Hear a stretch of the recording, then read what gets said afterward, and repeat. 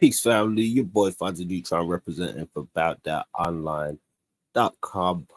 Want to wish everybody a positive and productive weekend and a safe weekend as we observe the current events in the world.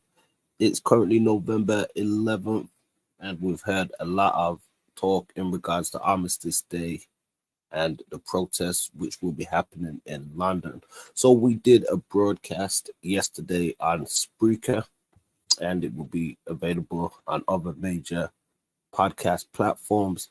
And we had a guest speaker, Master Concept, who has joined us before in the past, and also T. Judah to tap in on some of the current events. So what I'm going to do is see if I can stream it and play it for you guys on here. So do bear with me a second. I want to see if I can get this stream activated and share some of the thoughts from this conversation. Peace family, your boy Fonzie Neutron representing for AboutThatOnline.com, and you are tapped into the About That experience here on Spreaker. We're joined this week once again with Master Concept, and we're going to be looking at an array of topics. One of the primary sources of discussion for today as we approach Armistice Day on this weekend in the UK. There's been a lot of talk just about protests, a lot of talk about the Israel-Palestine conflict. Also, we've seen some inner turmoil coming from people within the English community. We've seen Tommy Robinson, known from the EDL, come out after his Twitter had been unsuspended. It had been suspended for about 4 years, and he made some statements saying that he has a lot of fears in regards to some of the stuff we see happening in the UK streets, and has called for people to come to London this weekend for these protests also. So, Master Concept, what's good with you, bro? Hello, brother. Assalamu alaikum to everybody listening. How you doing, Father Neutron? I'm good, man. As you said, just it's kind of a heavy time trying to stay abreast of just everything what's happening, discuss things, disseminate just some of the things of how it's got to experience, also how it currently is impacting us. So yeah, really just trying to see what's going on, man, and stay safe out here. They put out an alert and a warning for this weekend saying that it could be quite high energy and possible some trouble in London with different factions coming out to let their voices be heard. I hope everything goes well for people out there, because like it's a day of remembrance. You don't have to remember the people that you don't know. Just remember your own ancestors and so on and so forth. It's not a day to have a fight. You know what I mean? So I think that's the best thing I could tell people. Like, it's not a day to have a fight. Remember your own ancestors or your own people in your family that have died that day, or in the recent times in your life or so. Like, my grandmother passed a couple months ago. I'm gonna just remember her, my baby sister. No, I definitely agree. And I mean, we call for peace as always for all beings on earth, not just one particular group or nation or sect or anything like that. Now, the thing is, even with you just saying that, we do understand, but on the flip side, there's a lot of people, and not to make an excuse for them, but they feel as though they are hurt behind deaths and things of that nature, and feel, maybe instead of remembering, they're looking at it like, well, this has happened to my people, and and a lot of these things that we're seeing happening now, it's very raw to people. We saw recently clashes with Black Hebrew Israelite factions or protesters and Palestine protesters. So it's like, and this was in the UK and the US, so it's not just like an isolated incident. So we can say that tensions are quite high and people want to be heard. I mean, ultimately, what's your thoughts on these kind of protests going on this weekend in the UK? You've seen the Tommy Robinson video on what his had to say. Do you think people have a right to be concerned from the UK public standpoint, or do you think that it's more of a thing that's more so fear mongering? Because people say, although there have been huge protests with thousands of people out there, there have been a minimal amount of reported incidents of crime or violence. Well, there's a lot to unpack there. I mean, protests at a time like now, all of us in the UK, if we're going to protest, I think we should select either you're going to protest or you're going to fight with each other. I'm not inciting to fight each other. I'm inciting that I think that though we all differ with each other, we can all come and protest on a common ground of something. Because right now, if all of these people are fighting with each other, though they all have separate problems, the greater problem maker is just going to be like, I can put a problem on you guys. You guys are not united anyway. Unite with yourselves, then I can solve these problems one by one. But how I feel about protest, why are we going to like add salt to wounds right now? As you said, when you said people have been hurt, war is encompasses murder. Everyone gets hurt in that. You know what I mean? Everyone. Like some people who are on the battlefield die. Some people who are like, I don't want their family to be in the war that they're not involved in, or so on and so forth. Everyone gets hurt. It's not a nice thing. You know what I mean? So I honestly, how I look at it, with all the protests going on, I feel like people's priorities are not in the right place. I feel like we need to heal one another and see what each other's damages were. Because here's the thing. All of the people that have murdered each other, pointed a gun at each other, so on and so forth, have either passed or have put a gun down. I'm talking about British society right now. Okay. I mean, do you feel as though society nowadays has become too barbaric, warmongerous in that aspect? As you said, you wouldn't really want to see war. It's so destructive, hurt so many people. But from a lot of the stuff what we see nowadays, primarily in what's happening with Israel and Palestine, and you can also mention the Ukraine, Russia stuff as well, I guess, and other places around the world that are currently in conflict and turmoil. But more so, we tend to hear a lot more conversation leaning towards either having more wars, waging wars, winning wars, as opposed to even ceasefires. Now, we have heard a lot of people calling for ceasefires, especially within the current set of circumstances we're seeing around the world. But do you feel as though people are more prone to be calling for war because they want to have sort of a right of victory, a definitive end of circumstances or result, which some people say cannot really end because it just creates new circumstances and results like cause and effect? But do you think people are more prone nowadays to wanting to be involved in war as opposed to peace?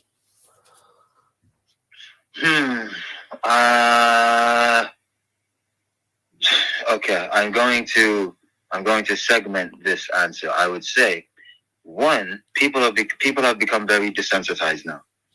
They've become desensitized to not just violence, to a lot of other things. So now a lot of people are able to give it an opinion, yeah, and they've not really gone through anything, if that makes sense. Yeah, I'm sort of like, they haven't got an informed opinion. Yeah, so like for an example, when they say, yeah, they're all for war, you know what I mean? I'm thinking like, I think the person saying that doesn't really understand the implications of what a war does to the victim, while the person giving the opinion is neither a soldier nor a victim. Do you think it's like a carelessness? Yeah, go ahead. Yeah, like a lack of care in that aspect. Like you feel there's a general sort of carelessness that people don't care as long as it's not affecting them personally. Yeah, I feel that there's a lot more of that happening. And I feel like there's a lot more of people idealizing or trying to aggrandize the fact that they are talking about something positive rather than actually going into the depths of changing policy or adding into charities or building new charities. You know what I mean? I feel like there's too much of a this is just my perception of things. I feel as though too many people feel like they want to fight for their opinion against their brethren citizen, rather than unifying and seeing that, hey, as citizens, we can actually help rather than hurt people outside of our situation. But right now, we're currently making groups hating each other in the country.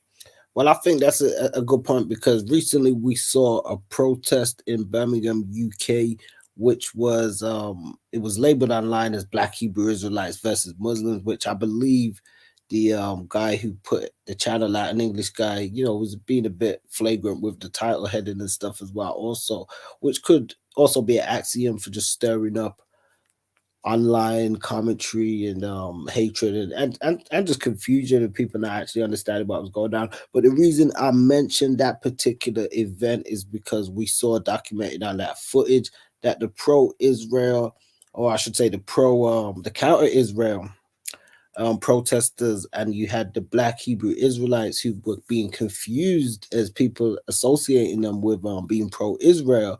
And some people in the crowd were saying, if you guys actually listen to what they were saying, you would see that you probably share a similar thought process on some things, but it was just the whole counter thing because they see Hebrew Israelites and they wanted to scream about Palestine.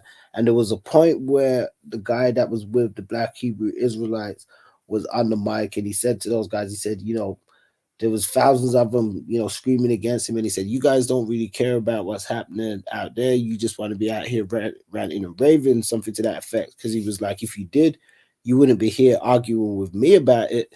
You'd be, out there, I guess, or wherever it is doing something about it. But, you're here arguing with me about it. And I thought, just when you said that, it kind of was apt in that circumstance because we can't say that for all protesters, and we've seen recently Suella Braverman and other people from the UK cabinet speak out in different regards to the protesters and saying they're doing a bit too much. They're saying that they're chanting for jihad. They're saying that this chant that they have from the river to the sea, Palestine will be free. They're saying that that particular chant now is a coded message about the slaughter of Jewish people and not recognizing Israel as a state. So there's so many different nuances that are being thrown out there now. And I say that to say what people's concerns are is there's some people amidst these groups that are going out there that don't particularly have um the right intention, like to raise awareness or be effective in coercing some kind of positive change, but kind of how you alluded to, more so being out there to just say, I'm right, what I've got to say is right, my group is right, and so on and so forth. Now, we know that doesn't speak for everybody, but amidst that, we're going to get into some of this Tommy Robinson clip and stuff also, because we've seen how that has affected people within the British public, who a lot of them feel as though now they're being forced out of their own country. Some say that they feel as though wars being waged within their own country from Muslim nations and stuff. And we've seen, obviously, the UK has a very big Muslim population also. So, what do you think of these concerns from the UK public and the video that Tommy Robinson expressed in regards to calling for what would be, I don't know if it's the EDL or what some may say, a British Patriots, to come to London this weekend and observe Armistice Day? Okay, I'll put this in sections. One, Tommy Robinson doesn't speak for the UK or the majority of the UK. He speaks for those that follow his ideology and perception of what is happening in the UK. That's what I will say about Tommy Robinson. And the second thing that I'll say about that situation is his followers. For a nation that has gotten so far, so intelligent, so on and so forth, it actually upsets me how this guy has been able to gather. First off, I want to commend the fact that he was able to get that much of a following. Yeah, but at the same time, how is he able to get that much of a following and his following not take the initiative to actually go into depth and see what he's misconstrued and what is correct? Because I was actually shocked at that video as to see how much he does not know, and and to go to add to the point about what people do not know. The Hebrew Israelites and Muslims fighting wherever in America or in England, to me, sounds like a divided house. That sounds like family fighting. If you really know what's going on, that really sounds like fighting. But what we have right now in this world, like in this set. I can't remember who coined the term the century of self. Right now, people are idealizing themselves, their identities, or whatever grouping they can be in. So right now, in this current time, there are people who are looking to others with confidence, like, yeah, they know what's right. And that's the majority of Tommy Robinson's following. They're not people who are actually looking into things, nor is he himself. However, I'm going to commend the fact that he's a celebrity now.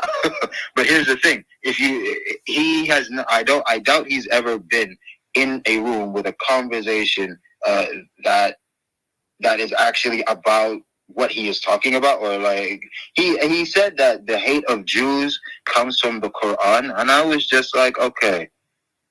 I clapped at the video. I was like, I'm clapping at the fact that this guy has been able to do that with that narrative. Like, I shout out to him. It's wrong, but shout out to him. I'm no expert with scholarship on the Quran or anything, but I did see some of the clips, and there was one that was quite interesting. Actually, it was a white guy. I believe he may have been Israeli, and he was debating a Muslim woman, and he was asking her about some kind of text. I don't know if it was in the Quran or the Hadith, part of my ignorance, but it was suggestive of a particular group of cursed either Jews or people being turned into like rats or mice or some kind of animals or something. So so there was something within that. Maybe that was what they're alluding in reference to. Now, we do know when it comes to any kind of scriptural canon that oftentimes things can be interpreted different by other people, and sometimes we've seen in cases people could use certain things for their own benefit, like we've seen, in slavery and stuff. People have used certain texts and said, oh, well, this means that, or this means this group of people is that, or that means this group of... Anyone can take something out of context and use it in the way that they want, but the person in front of them isn't checking what they're saying. Yeah, we see a lot of that today. Now, the thing is, some of it does come down to splitting hairs, but I don't obviously agree with everything Tommy Robinson said, but I do agree that there are legitimate concerns with a lot of English people. And I know you say he doesn't speak for the majority, but I think as a they do have concerns. As a British, I just know that I'm glad me and you are intelligent enough to know that he doesn't speak for the others that have proper concerns. He is for fear mongering.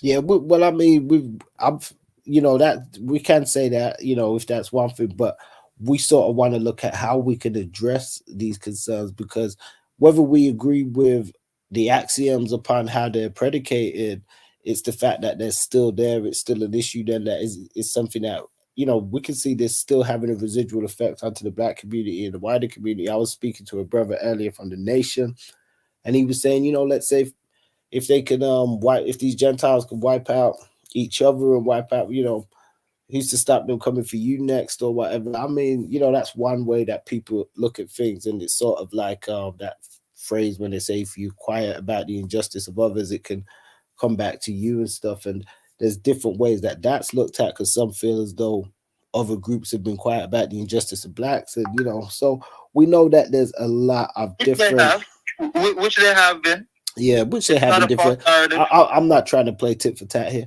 but what I'm saying is which that you are quite right. I say that just to kind of cover as much of the points that are out there, but more so for us to look at it and say, okay, are these legitimate concerns what people have within England? How cautious should we be about these things? Is there a rise of terrorism within the UK or domestically now also? And a lot of people have fears within Europe now on a global scale. So is this something that's going to affect us going forward? Like most things, I'm sure it will have its implications, but kind of just seeing how we stand on the matter. If we were going to talk about, Tommy Robinson's narrative is the Islamic version of terrorism. So if we're going to talk about terrorism in general today, I don't know if there's a rise in terrorism. However, there has been a deterioration in censorship, which I think is alluding to a desensitization on subjects that might be, let's say, unhinged, or that should have like a grading system, like the grading system we grew up in, like PG 13, 18, and all that. That since the birth of Twitter, that's gone into Instagram and all that, and TikTok, there isn't that anymore. So I think that there is a chance where there's a lot more chance of radicalization because so many people are isolated and just being with online narratives. That's why you've got the whole incel situation that people talk about, involuntary celibates who are males that end up just hating women for whatever reason. But these people are all isolated but still receiving ideologies. So I think I think there's a lack of not just censorship, but there's a lack of quality control in this day and age. Yeah, no, I mean, we definitely see a lack of that, and especially with the internet, where, as you said, things can be put out there.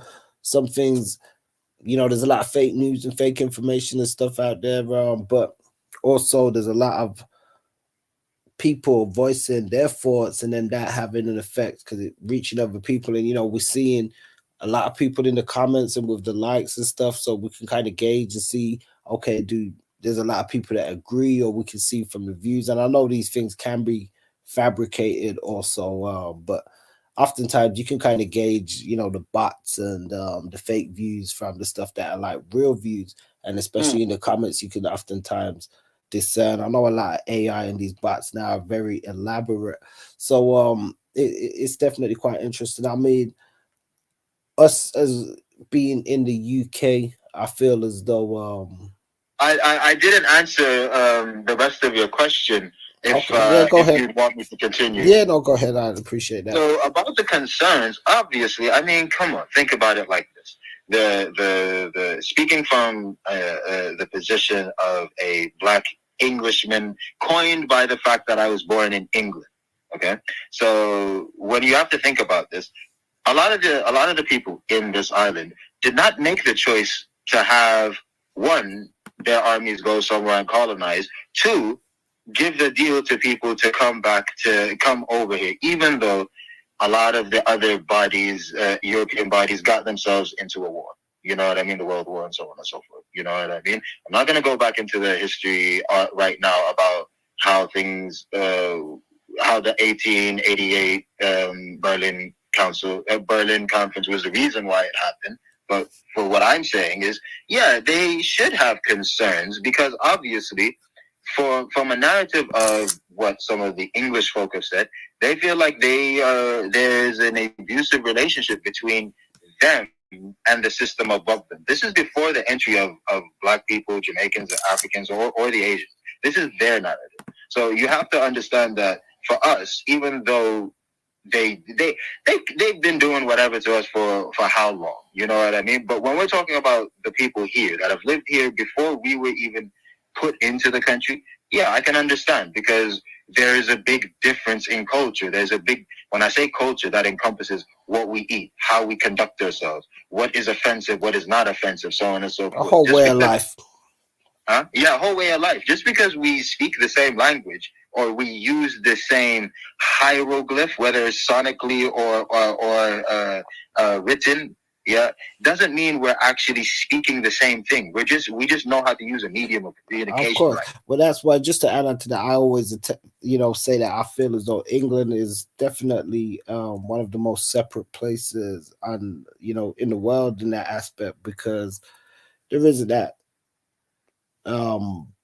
primary sense of English culture in my understanding or in my experience that then binds all these particular groups together in that sort of way. Everybody has their own separate sort of cultures and stuff. You've got the Somali groups, you got the Arab groups, you got the Pakistani groups, the Indian groups, you got the black groups, the white groups, the Polish groups, and I don't want to offend them, but I would say that wouldn't we be sub-British because we are British and something else? Oh yeah, I mean, to be honest with you, whether some of us who were born here would choose to identify with being British ourselves, you might oftentimes meet older white people or English people, and they would ask you where you from. So they would never really see you as being British. Now that's also a great point too, also, because those who fundamentally see themselves as British have a certain set of ideals and customs and culture. And then we do know that people around the world oftentimes do sneer at the British and say that you guys are very white or Wonder Bread in that kind of aspects, are very plain. Tofu, don't really have much I love that. much culture. And I'm not saying that to throw shade, but they hold tight to. But We've been having people slide us for a long yeah, time. no, It's well, fine. well, We're I'm just saying it because it's what's out there, but I'm not saying it to personally throw slight myself. I'm saying it Oh because, no. Yeah, I understand. yeah, because within that, that's why a lot of them do feel strongly about the stuff that, as you said, is that they feel is their culture, whether we agree with it or not. There's some people that are anti-war. Period. They don't agree with any of the wars that happened, and they may not agree with Armistice Day, or not in a disrespectful way, but they may not agree with just acknowledging any kind of wars in that kind of way. However, it's a part of British society and British culture, just like some other things are that people may not agree with. So what I feel the concerns is from a lot of those types of British people. And we could argue who was here before. Some say it was black people here before they got the cheddar man, and they can go and see the black cheddar man that they say was the first Britons had black skin and all that. But anyway, if we're dealing fundamentally with the people that we know now coming from, I guess, like an Anglo-Saxon background, Yeah. and that former British, they feel as though, I guess, a lot of their culture is being taken away from them and has been given to others. Now, you could argue that's part of a higher power to them, because their government, as you said, has a long history of suppressing British people for years. Before that, it was the royals and all that I stuff. know neighbors. Yeah, Yeah, you were correct. I'm but sorry. but just amongst themselves, and the stuff is but they feel as though they always saw people that look like them. I think now a lot of them, and I'm not saying they're right, we hear them crying and saying they're feeling discriminated against, or they're feeling they're being pushed out and stuff. And I think one of the eye openers recently for them in seeing a lot of these protests is seeing the sheer volumes of people out there from other nations and groups. And not to say the purpose of it is to diminish their message, but a lot of English people, you see them in the comments and stuff, and they're saying like, this country's gone to hell, or deport them. You should never let them in. Enoch Powell was right, things of that nature. So we do know a lot of them have these kind of thought processes that are happening at the minute. And that's not to put down everybody. There are English people out there that are protesting for the rights of everybody. There's people out there that are trying to call for everybody to come together and stuff as well. But just I think that come together kumbaya thing is nice, but it's not real. It's not. But this is what I was going to say. How realistic is it when we see so much of these factions and these groups that are very gun ho in their beliefs? And it's one thing being like that, I guess, in your own region.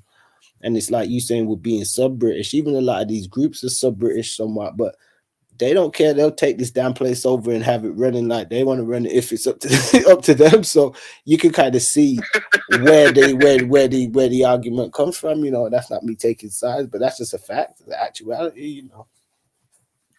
Okay, so there's a lot to unpack with that, and I'll still tie it back with the concerns of the regular people. And here's the thing: we as communities are too busy trying to get our point across, and we've not even heard the fact that, hey, we don't like that group, but did you know that they're ignoring them for this particular point? That's what people, rather than fighting each other, study the person you let's say you don't like and see what's bothering him, so you don't have the same issue. Like, the person you don't like doesn't have to, something's bothering him, and you best believe that you don't want to get bothered by the same thing he's getting bothered by. So that's the way I'm approaching these things. Because here's the thing: I used to have a very with me having the background being in Saudi and all of that, and then having my blackness attacked, it was never a national thing. It was never me looking at identity was never a situation for me. Though me living in Saudi Arabia with a British passport, I can tell you the term white privilege. I understand it, but I understand it having black skin and being the privileged one, just because I have a red passport at a time when a country where they saw passports as a thing. Yeah, they're gonna see you as a Brit. I mean, it's. I always find that quite interesting. Sometimes when you travel, especially I've been to some places in America in the South which have a reputation of being staunchly anti-black and racist. However, that may be to their citizens who live within that locality. However, when I visited, the South has a big history of not liking black Americans, FBAs, or anyone that wasn't them. Of course, I mean, but I digress. When I visited, going there, coming from London or from the UK, and they hear the English accent or they see you they treat you totally different. They don't treat you as weird as it sounds as a black person. They treat you as a British person. Well, here's the thing. Okay, a lot of the time we blame England for things, yeah, which is fine. England won't point the finger at itself, yeah. So a lot of us have pointed the finger, but sometimes we only point the negative finger because, England, I would say they always try to hide, yeah, rather than saying, pointing a finger doesn't always have to be negative. You can point a finger and show something positive as well. And that's why, for me, what I like about England is, I think, who was it that, the brother who played Ace in Paid in Full, Vlad asked him, why do you think that some black British actors play American roles so well? He said his take was, this is an FBA American saying, his take is the reason he believes that they're so good at acting is because the language is formed here. Now, it's interesting when he says that, because we always think that the Americans have so many different accents. But when you think about it, how small England is in comparison to America, there's a lot more accents here than there is in America. Yeah, well, I mean, they have acts, people, language is one thing, as you said. Yeah, we utilize the same language, and it's the English language, and they speak English, as well. But yeah, the accent is merely how one accentuates words and their verbiage, especially within their vernacular. And as you said, you've got the broad, general sort of American accent, and then within that, you might go into certain regions, and within those regions and states and places, you have different accents and stuff also. And then a lot of that, it comes from the people's backgrounds. So people who come from like a Haitian background might carry a certain linguistic syntax, also similar to those who might come from like a Caribbean background, a Polish background, or you go somewhere like Boston and you hear even white people with the Boston Irish, they have a certain twang that comes from the Irish ancestry and background.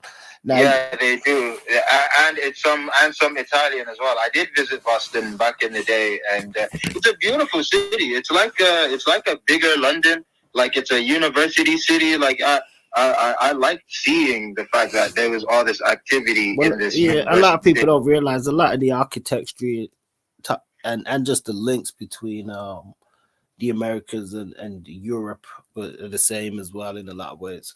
Well, it was Europeans who forced FBAs and others to build America. So I mean, it's European. This is what I believe America is. I believe America is the template that the colonizer wanted to have before he goes and fully colonizes Africa. That's my individual take. Okay. Yeah, you could be onto something. Go ahead, Alfonso. Yeah, you could be onto something. Hey, Alfonso, just repost my music if they come for me, huh? Yeah, I think at this stage in the game, they're it's all balls to the walls. I don't think they're really tripping off too much. They've got China and all these, and they got BRICS to worry about, man. Yeah, at this stage in the game, yeah, they It's They like we ain't said, worried about us. They probably, yeah. hey, Matt, can you use that Arabic and tell them to stop? There's so much misinformation and stuff out there that that's why I say sometimes it's like it can be so difficult even with just people discerning the truth from what's not true, nowadays. And then within that, you've got so many people trying to project what they feel is true onto others without, really coming together and exploring things differently, or having people, just express themselves in their way and trying to form a common understanding. Or if you don't understand, just trying to come to a form of understanding of how they think that way. But we don't really see too much of that nowadays. It's led to, I feel as though, the state what we're in now with just global turmoil. What do I feel about this? The state, our state, with this global turmoil, or just the states of people? Oh, I mean, well, you can ask your thoughts on that. I wasn't really asking that question as such, but you can build on that if you wish. Okay. Um. Okay. When I gave that comparison of the accents in England and America, I was speaking mainly for the bodies of white people, Caucasians, Anglicans, and in that form. And that's what I was alluding to. Right now, for me and you as Black folk, Caribbeans, we've finally got a lot more presence in UK daytime television. Like, it's nothing like what it was when I grew up in the 90s. Like, there's a lot more of us present. So for a lot of people, for a lot of citizens, that was their main issue. I just want to be accepted here. We are accepted here now. You know what I mean? Whether your neighbor accepts you or not, ITV and all of them have accepted us way more than they have back in the day. Do you know what I mean? So for a Black narrative, when I ask a lot of certain Black folks that have only grown up in England here, how do they identify themselves? Do they identify as English? Do they say Jamaican, say British? And you get different answers, you know what I mean? And this is, for me, I can speak for myself. I've had to sit back and really take a mature move and learn more about where my mistakes were in perception, as opposed to other people's experiences that I've never had a reason to try and perceive. If that makes sense. Yeah, like you want to understand other people's outlook, not just be just understand your own. Yeah, and I feel like no, not that I feel. I know that I was very much like that back when. You know what I mean? And when I think about today, yeah, I'm trying to compare myself in that characteristic that I just explained. That was in my early 19 to 20s, as opposed to 19 and 20-year-olds now. Our situations are very, very different. Do you know what I mean? The people that were adults that formed certain principles or had certain maneuvers were very different. Like, I have a 10-year gap between me and my younger brother. Now, alhamdulillah, my younger brother was still raised by my parents. You know what I mean? We have the same mom and dad. What I noticed is the difference between how that younger generation conducts themselves in terms of friendship, loyalty, and all that. Now, not my brother's friends exactly, but more so that generation, the 19 to, let's say, 25-year-old generation. I'm 32, so I'm just under 10 years older than that. What I've noticed is, from us, the babies that were in the 80s and 90s, yeah, what they've learned from us is adulthood equates to money. Whereas for us, adulthood equated to who respects you.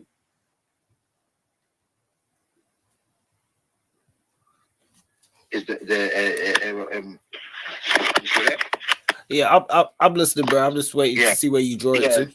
So what I've noticed is you've got a lot of people that are legally adults, still adolescent minds with access to money.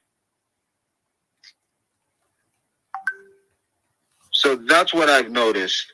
And when I talk about the state right now and that we're around, so on and so forth, you've got a lot of kids, no, or adults that have money that believe money equates over respect and over knowing the actual information of something. And that's the same group of people that Tommy Robinson is able to easily influence because he's speaking passionately about something he doesn't know. Okay. I see how you see how it all falls together. There's a lot going on at one time. So like, I don't really want to make him and his fear mongering the situation. I'd rather like point to the trickling effect of how it got to that and how the hell is it working right now. Okay, hold up a sec. We might have T. Judah chiming in and joining us. Let me just check this message. Yeah, I'm free. So we're gonna give T. Judah a call, and he's gonna chime in with us on this conversation. Hopefully, let's see, everybody gonna hear each other right. Hey, peace. So we got T. Judah. He's with us on the line. We are recording right now, T, just to let you know. We got Master Concept on the line. We've been talking about some of the issues happening around the world, and there's got to be a huge protest happening this weekend in London. Pro-Palestine supporters will be out, but it's also an observation of Armistice Day within the UK. We've seen white nationalists speaking out, saying that they will be coming out in attendance. And there's been a lot of hostility and turmoil within just these groups. So we've just been looking at and discussing, I guess, how some of this has reached that kind of fever point where, these groups going backwards and forwards with each other. So we're chiming in. T. Judah, what's good with you, man? Welcome, brother T. Judah. Thanks for bringing me in. Hey, good morning to you, sir. All right, to everyone. Yeah, Revelation. Some say prophecy being fulfilled, and the white nationalists, I don't know what's their point of coming out there. I mean, it's going to cause more confusion. They good at that, by the way. It might be orchestrated by the powers. They can't hide anymore. But yeah, there you have it. Yeah, well, I mean, some people do feel as though there are potentially hidden hands at play. We know also within the U.S., you're out there on that side of the field. There's been quite a few incidents and stuff also. I mean, has there been any other big major protests out that side that you've heard of? No, I haven't really witnessed any protests. I mean, locally, when I look at the news feed, there's New York City. I know they had a huge Palestinian presence out there in New York. The population is decent out there. In Chicago, a huge Palestinian, population out there. So I'm glad I didn't have any encounters with that, because with the confusion and everything. Me personally, I think that it should be a mutual respect, but unfortunately, that's what the Book of Revelation say.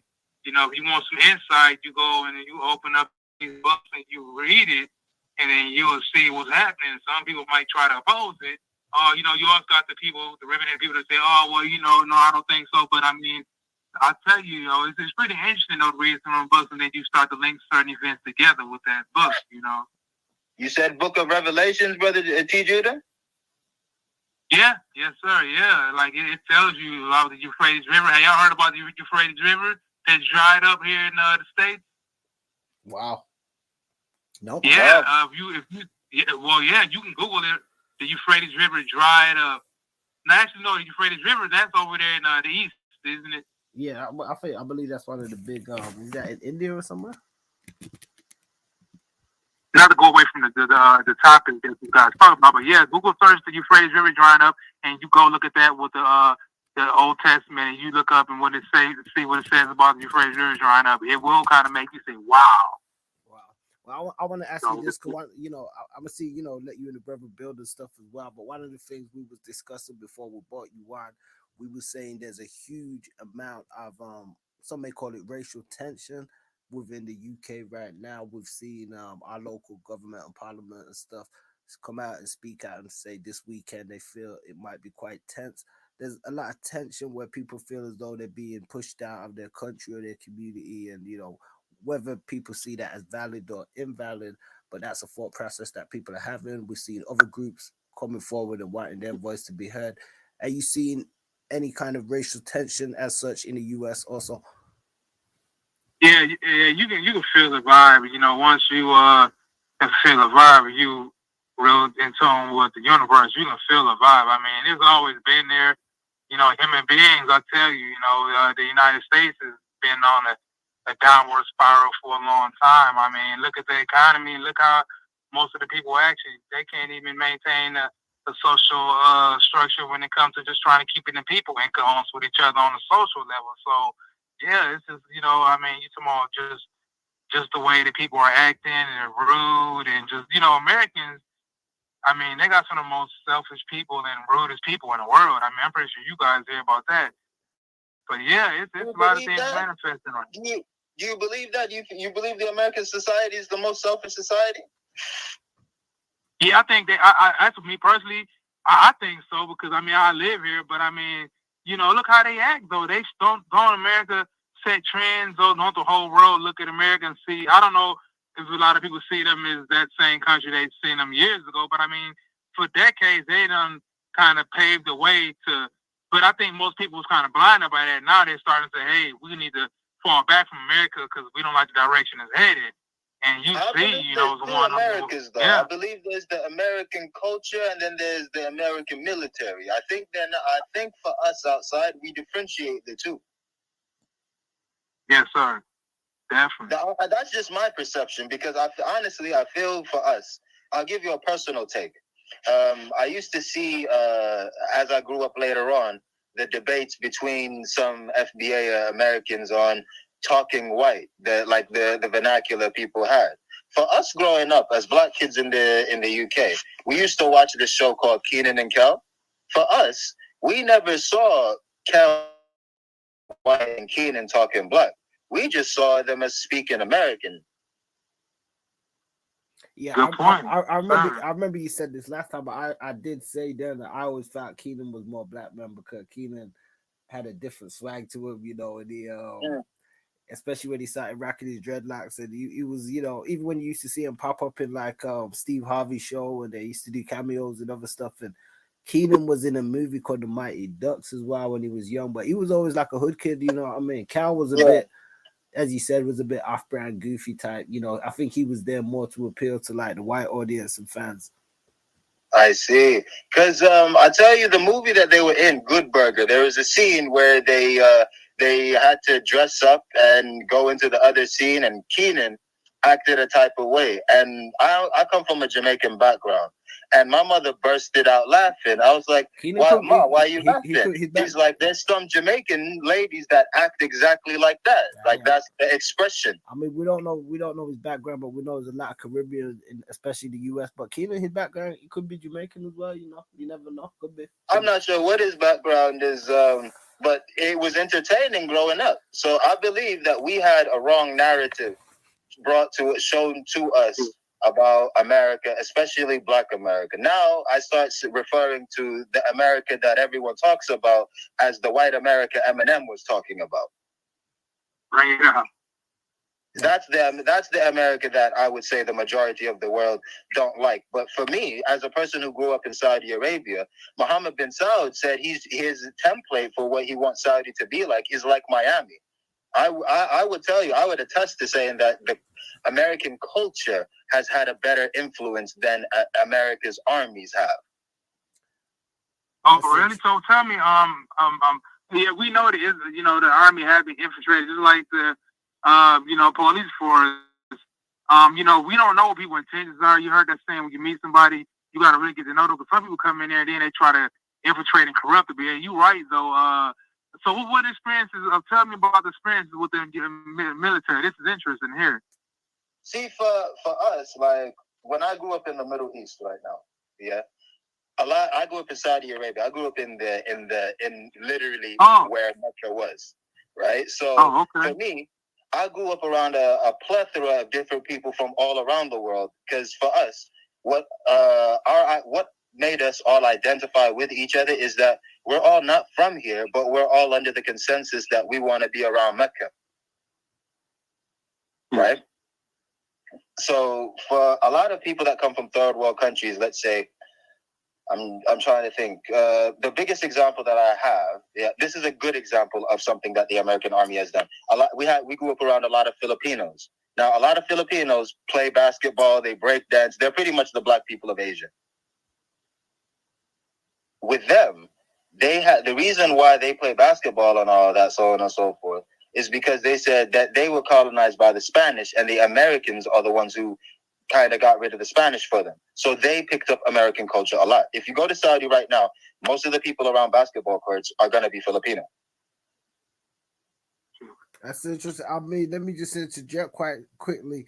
With that being said, because you pointed out, I guess, axiomatically some positives and some negatives, or what could be construed. Yeah, because nobody's fully negative and nobody's fully positive. I hear that. Of American culture, and with that being said, you know, obviously, because you've got the Arab influence and culture and stuff as well. Which one do you feel has had more of a positive or detrimental effect to modern society out of the American, whether you want to identify it as American/Western culture or the Arab culture? Well, okay, let me give a little. It's gonna be a bit of an explanation. Arab culture is I say that because umbrella. They've had their military, you know, obviously do bad stuff and terrorism and all that as well. So it's that we got to look at that side too. You see, you gotta realize that when people say Arab, they're thinking about an ethnic group. The Arab category is a linguistic one. So you got to realize that there's different Arabs and there's different people with different goals. I grew up around Saudi Arabia. So for me, I adopt what I learned from the Saudis. And what the Saudis, the best thing I learned from the Saudis is that whenever they meet somebody, they'd want to learn the best thing of your culture. They have their own, but they'll learn the best thing of your culture and take it and adopt it in a way that works for them. Mm-hmm. So for me, I adopt that greatly, because for me, as a person who's Nigerian, Jamaican, born in England, grew up in Saudi, I was the furthest thing away from home. I get you, but that's a principle. So I get you adopting that principle, but I'm talking in terms of their culture, like you were saying, American culture. Which culture? Because the Arab culture, even though you say okay, it's probably I would say a Muslim culture rather than an Arab culture. Okay. I would say a Muslim culture actually just helps me refine whatever culture I choose to adopt. When you say Muslim, that's the thing, because it gets I'm not saying you're wrong, but it gets too broad, and I think that's even with what we see in the UK, some of the issues happening now, because people put Muslim on it, where it's like we shouldn't be dealing with everything Muslim, because it's like then I'll correct myself. I would say rather than a Muslim one, because I would adopt the characteristics and ways of conduct and ways of interaction, all of the positive ways that Prophet Muhammad did, rather than, because I know what you mean when you say just Muslim, because you can put anything in front of it, Sunni Muslim, Shia Muslim. And that's what we're seeing that's happening now, because it's like like Muslim versus America, or Muslim versus UK, or Muslim versus Israel. That's the kind of narrative that, you know, whether right or wrong, that people are going with, and it doesn't help when obviously, you know, that's why we definitely make things clear out here. We know it's not you personally making that affirmation or statement, but we do know that mindset is what kind of slips into where we see even just some of the division and the disparity that we see happen nowadays. Yeah, I definitely understand. This is why, for me, when you mentioned the conversation where the Muslims and the Hebrew Israelites were getting into it, and I was like, that's a divided house, because if most of these people came on accordance of, rather than what's different about us. Let's come together and say, all right, what's the same right now so that we can get rid of this common problem that we have. Well, I'm not saying we have to always be at each other's dinners. We have to be at each other's faces. Just, okay, you have a problem, I have a problem, and we seem to have the same problem. We seem to have the same person giving us a different problem. Maybe I have the solution to your problem. Maybe you have the solution to mine. But if we're always looking at why we shouldn't look at each other's problems, yeah, like it hinders you as an individual. It hinders your own growth. Yeah, I mean, I know that often gets laden onto us as a people, where it comes to obviously not getting involved in because I had this conversation earlier with a brother, and he was saying, just in regards to a lot of us within the community may not feel as though this is something we need to speak on or get involved in when it comes to other groups' issues, because of the similar experience that we may have had with them and stuff. So I know there's multiple ways that it can be looked at in that regard. And the thing is, it's like, I'm gonna ask both of you this question, realistically or holistically, legitimately, however way you want to slice it. A lot of people make claim to having a common enemy, or saying, this particular, I'm not going to be, very specific, because these aren't my words. These are just how people feel. But some people say, okay, there's this particular group who are the enemy, or this particular group, or this particular nation, or this particular sect, and you've got other groups there. How realistic is it that you feel of other groups coming together? For instance, like if you feel as though the Muslim community and the Black Hebrew Israelites, like you alluded to, Math, saying that they're a house divided, or essentially they should be able to come together and fight like the real enemy. How legitimate or realistic do you think that is of actually happening? What do the steps look like of that happening? Because as I said, we see a lot of division even amidst a lot of these groups just naturally nowadays. So I'll ask you both that question. Brother, do you want to speak for America first? I spoke a bit. I'd like to hear your... He can't speak for the whole nation, but yeah, just your thoughts, you just as an individual, Yeah. What's up, brother from Chicago's name? Do you want to go first? I said, you hit that right on the nail right there. When you're talking about, like, it basically boils down to, it's been a great divide with people, because you see the West been good at, I'm not trying to sound anti white, man, but so-called white, let's be honest, they did a good job at got all these nations at each other's throat, while they are like the one that start the fight, and they run and say, did I do that? Look, they instigated, but we know it's coming to the forefront. This is Yahweh's work. He's exposing a lot of corruption. You know what I'm saying? It's like, come on, man. Like, a lot of people, like they was talking about the Palestine. My brother said that the Palestinians very racist against black people, and they don't even know why they're racist against black people. You know what I'm saying? Maybe because they probably got, a lot of them got, white blood in them. That's probably why, in their nature. But it's just pure ignorance. Like you said, you were saying, your point when you made, the last point you made, you said that maybe we might have worked things out, but some people are just so ignorant. And I tell you, the world is just, Yeah, so do you think there is before you go and chime in, Math, I want to ask T, do you think there is an opportunity at these groups coming together and forging peace? Because like in one breath, you made some great points there.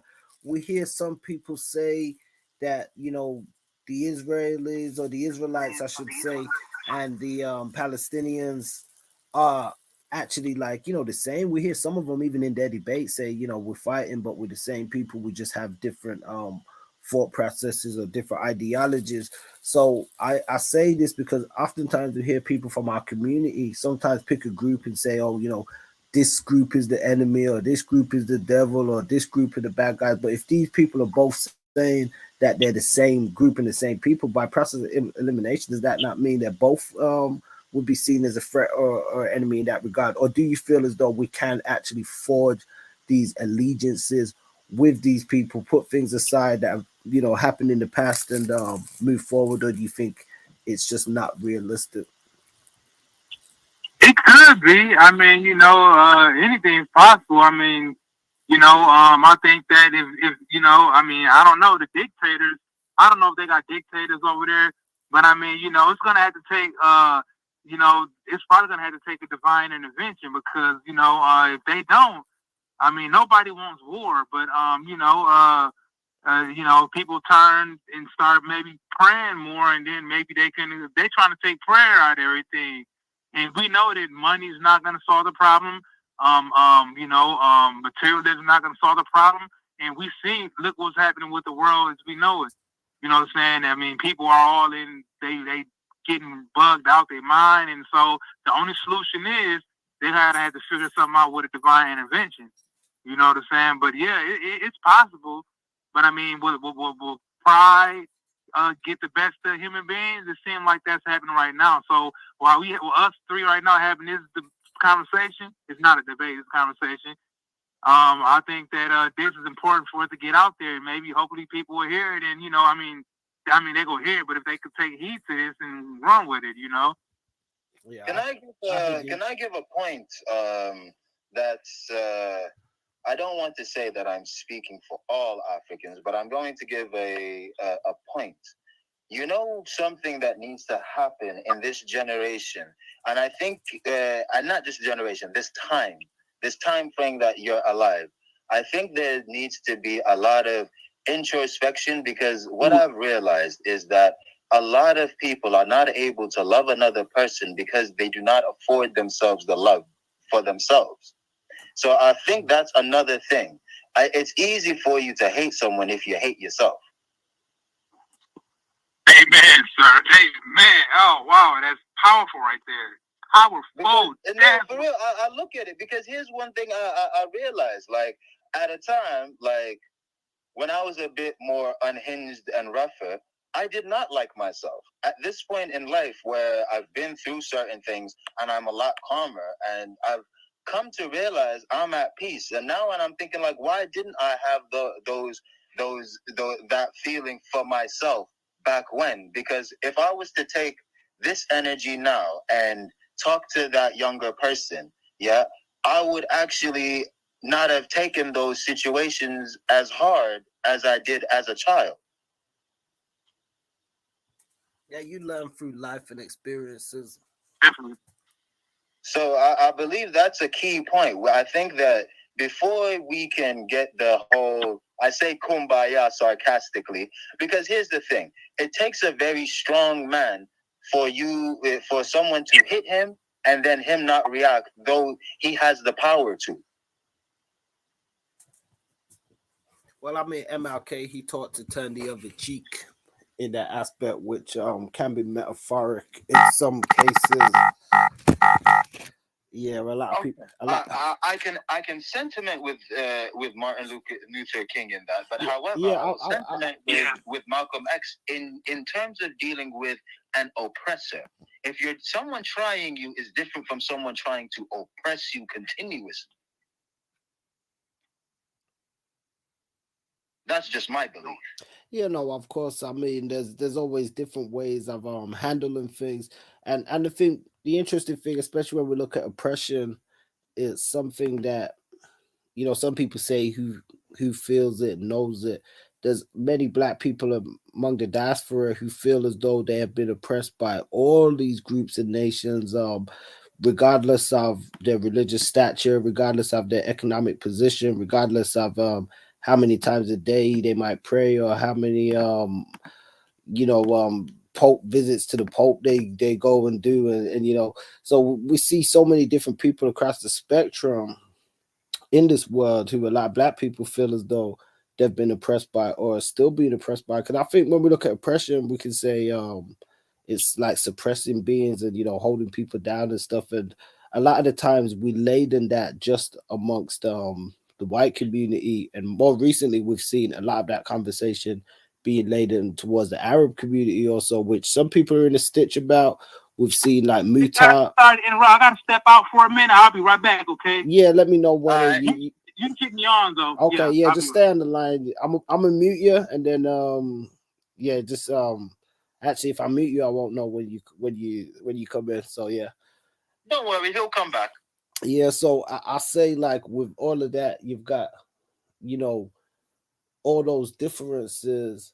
And the thing is, ultimately we're oppressed also. So it's like I feel as though the whole world is oppressed. So it's like we're seeing stuff that's happening now, and what are the parameters for a group to say, my oppression means I'm going to respond it this way. Like we hear with the Palestinian guys, for instance, some say they have been oppressed for years, and where does it get to? What are the parameters to say, okay, what Hamas did on October the 7th, which was a terroristic act, but you get some people then who are, I don't want to say trivializing the events, but then saying, okay, well, these people have been oppressed, so they're going to react that way. But we see loads of people being oppressed all across the planet Earth right now that aren't particularly reacting in those ways. And it's not to say, as you said, sometimes you got the Malcolm X way of dealing with things, and sometimes you've got the Martin Luther King way of dealing with things, and it's different philosophies now.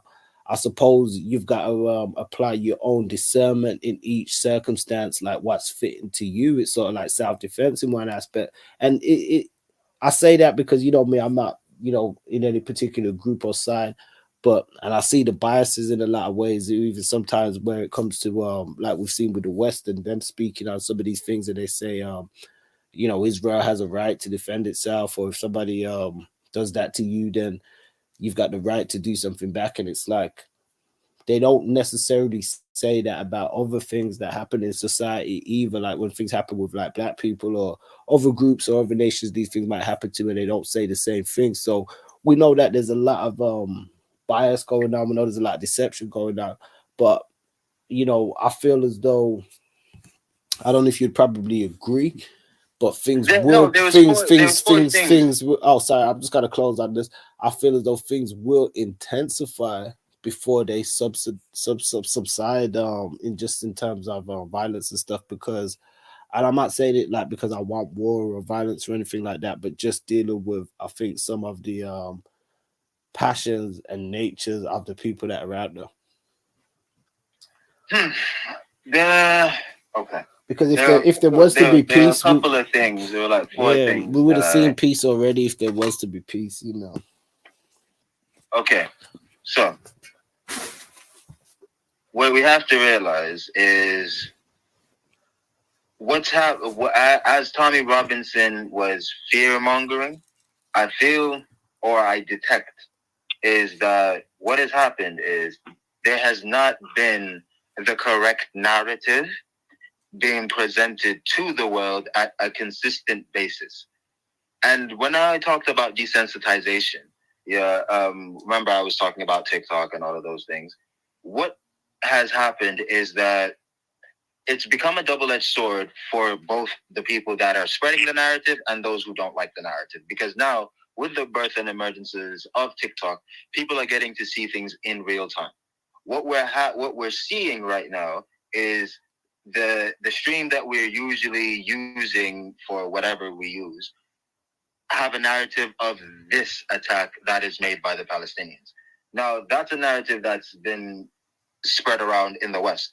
Now, if you're outside predominantly the West, you would probably see a continuum of what's happening on both sides. So what they're doing is trying to get a spiking reaction to get people to talk or so on and so forth, or get their extremist views out if they had extremist views or radical views. So what I'm alluding to right now is when people are talking about situations of war, one, it's good for you to have the full narrative and the correct narrative. And this is as terrible as this sounds, like how drill artists say, you've got to know what the scoreboards are. And in this case, you've got to know how they had died. So if people are going to make a fuss about anything, let's make a fuss about the first death to the last death that we're going to hopefully implement, that there will be no more deaths after us making a legislation that everyone will listen to, hopefully. When I say us, I mean the UK and America and those that are of those great powers. Because here's the thing. All of us, even if the white America that Eminem's talking about, the white England Eminem didn't talk about, have committed all these, they don't like the reputation of being murderers. Okay, nobody does. Okay, we're all human beings. Yes, they've done there's a history of them doing so much to everyone, white, black, Asian, and so on and so forth. I'm not negating what they've done to us as black people. I'm saying right now, from the position of strength that we're supposed to have to build our own, let's not ask for handouts or even care that people like us or not. What we should care about is if we start a financial situation or anything that would be of the betterment of an individual that would make a person a better citizen, doesn't stop based on the fact that there is a literal racial targeting.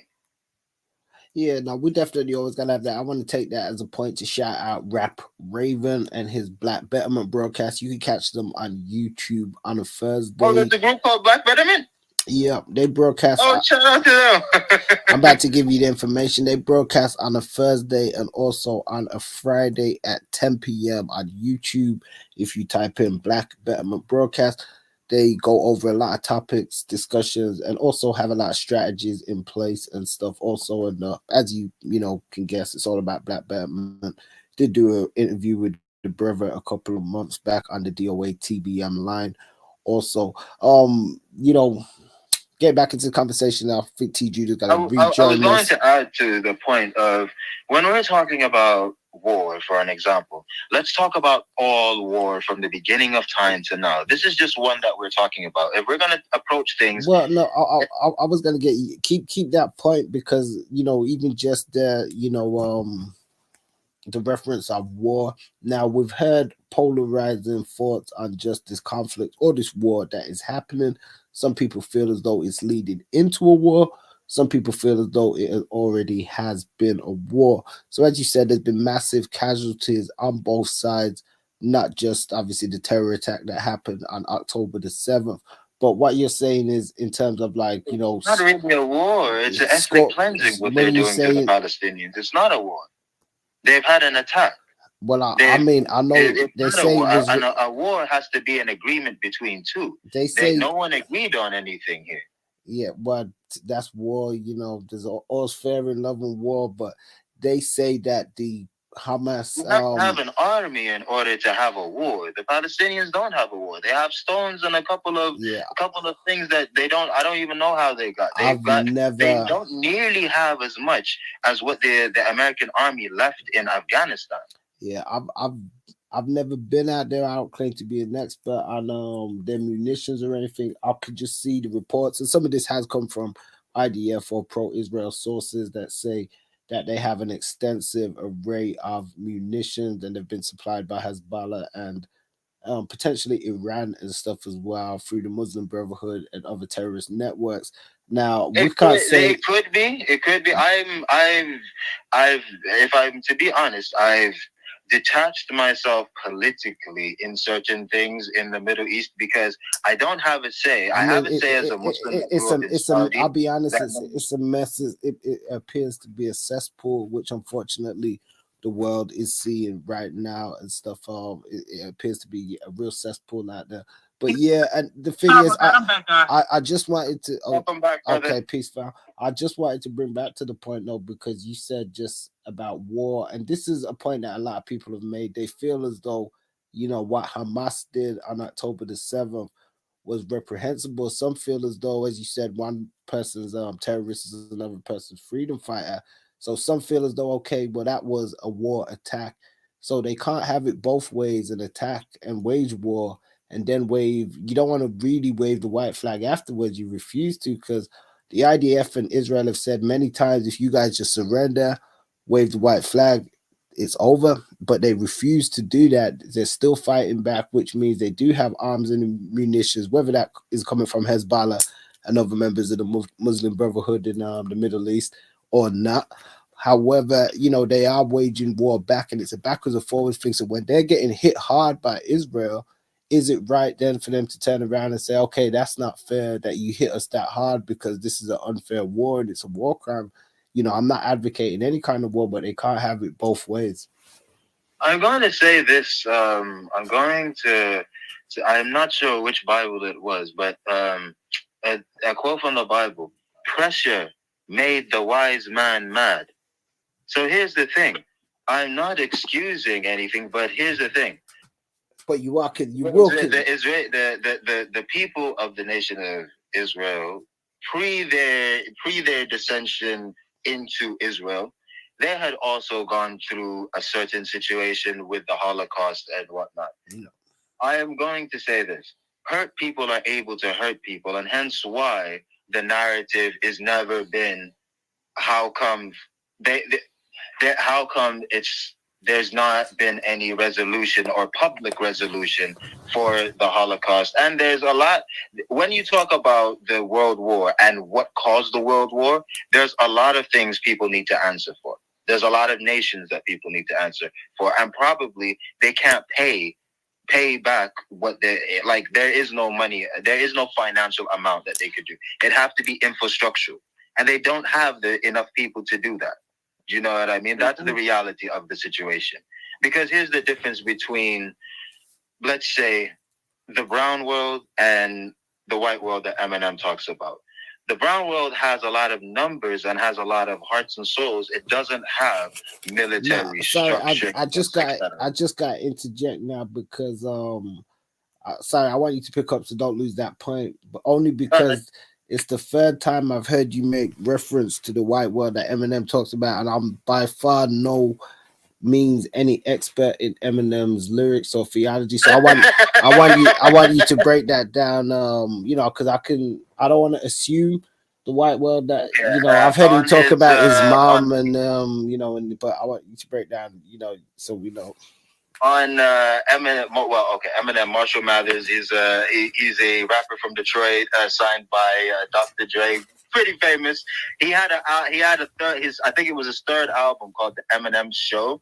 He had a song, and that song actually got him ostracized by the industry in America because the song was called White America, and in the video he depicted what the American army was doing to nations outside. And at the time of the release of that album, I think it was the Iraq War.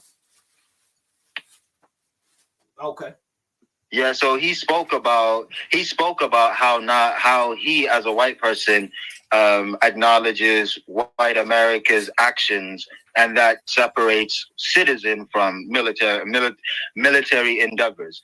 I gave an example of a good thing that the Americans feed the Filipinos. A bad example would be like what they did to the Cambodians, and for an example, the legislations a man named Dick Cheney did. Like, a white person told me about Dick Cheney, and like, one thing about white people that I know, they are very politically aware and they are passionate about it. So I had to learn from a few people about these certain things, just so that I could be up to scale with the information.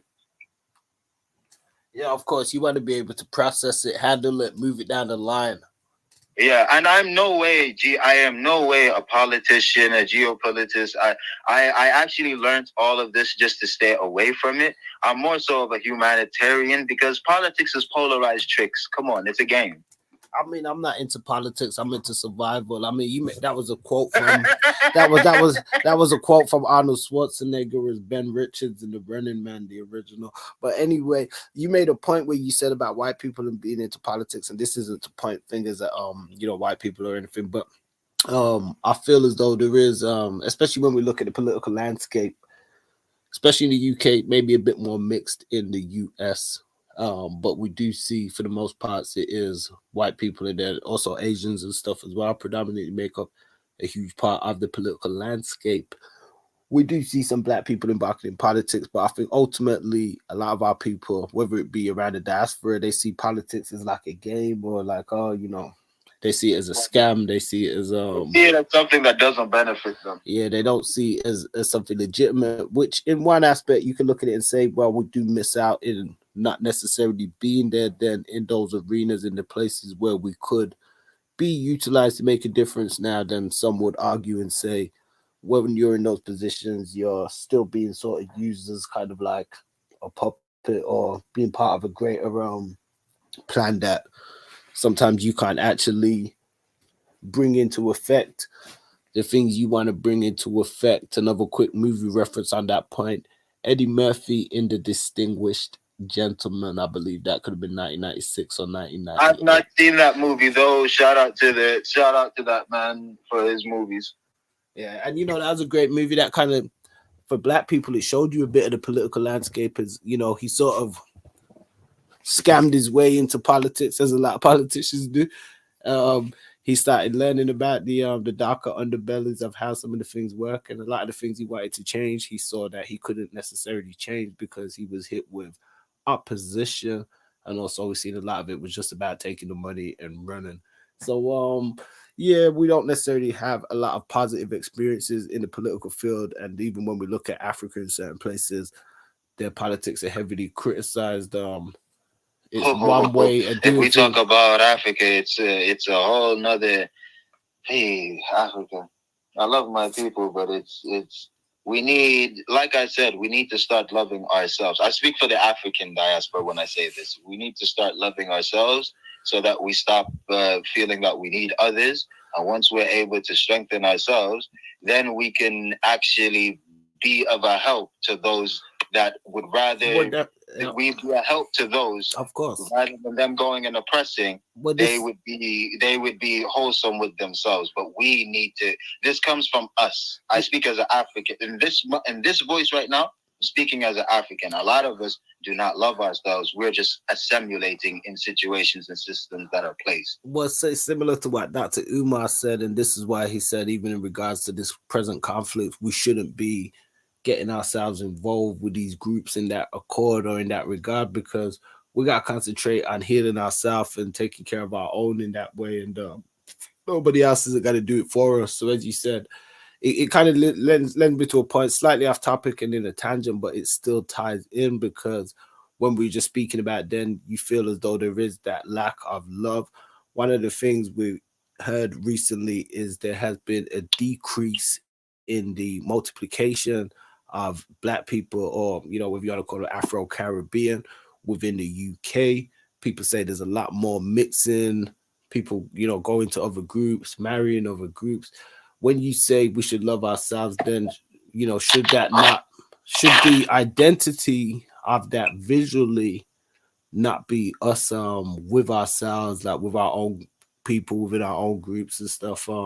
Yeah, of course, we'll still engage with other members of other groups in society and stuff. That's how the world works. But I'm talking visually, seeing like black couples, black groups and stuff, because some of us, even yourself, not to get too personal, you've been in relationships with people from other groups and stuff. So just those dynamics of that kind of self-love, do you think that needs to really come back to a fundamental aspect of black families and stuff also?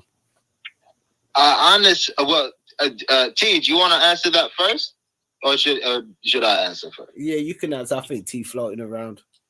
Okay, so no, I'm fine. I'm here. I believe the self-love comes before the identity you have in front of people. Whether it's you're Muslim, whether it's you're black, whether it's you're in a relationship, and now in today's just in the spirit of inclusion, yeah, the LGBT and all of them. That's all identification.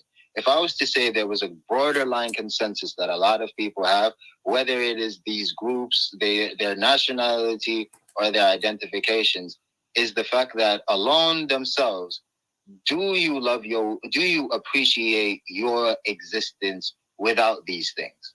And I feel that a lot of people are too distracted, yeah, with other things before they can get to that. That's why kids don't have an issue with liking themselves. Think about that. Yeah, no, I'm with him. Yeah, so like when you get to that, there's an element of us losing that as we assimilate into things that are like, well, as we get responsibilities, we have a different outlook on life that sometimes is more detrimental to us than is helpful. And I feel that for us, speaking in the melanated family, from the Africans to the Caribbeans to the foundational Black Americans, a lot of us don't realize that we are children of trauma. We are children of trauma. Like, we have to think about that for a sec. Even though we are not traumatized directly, yeah, that is something inherited from someone back when. Think about how our situations are. Definitely, if we're Caribbean or FBA, we have some inherited trauma from something back when. These things are something we haven't addressed as individuals or as societies or as separate Black countries individually. Right now, how do I know? How do I not know that the Trinidadian might have the actual antidote for the Jamaican, and let's say a Jamaican might have an antidote for one of the people, one of the many states of the Africans, the melanated Americans on the mainland. We've not looked at each other like that. The same way I said we haven't looked at our enemy to see what bothers him that isn't us. Yeah, we haven't looked at our neighbor and said, "Hey, what is it that hurt him that doesn't hurt me, that heals him?"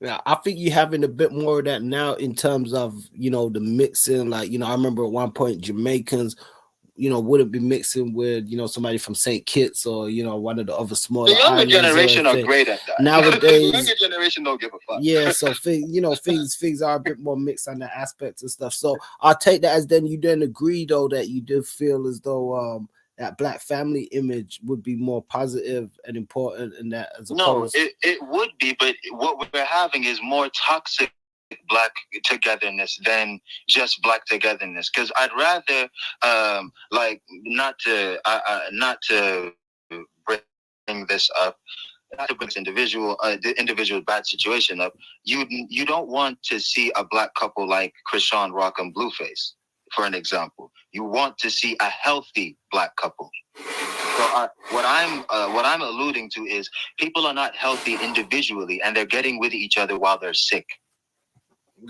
I mean, would you? So yeah, the Black family is definitely something that is an amazing thing. Like, you know what I mean? Black people, even non-Black people, appreciate the smile of Black people. You got to realize that not everybody is 100% racist. Do you know when they say, "Oh, all I can see is your teeth"? What he said is, when you smile, I can see it. Yeah, I think with the relationships, I just want to.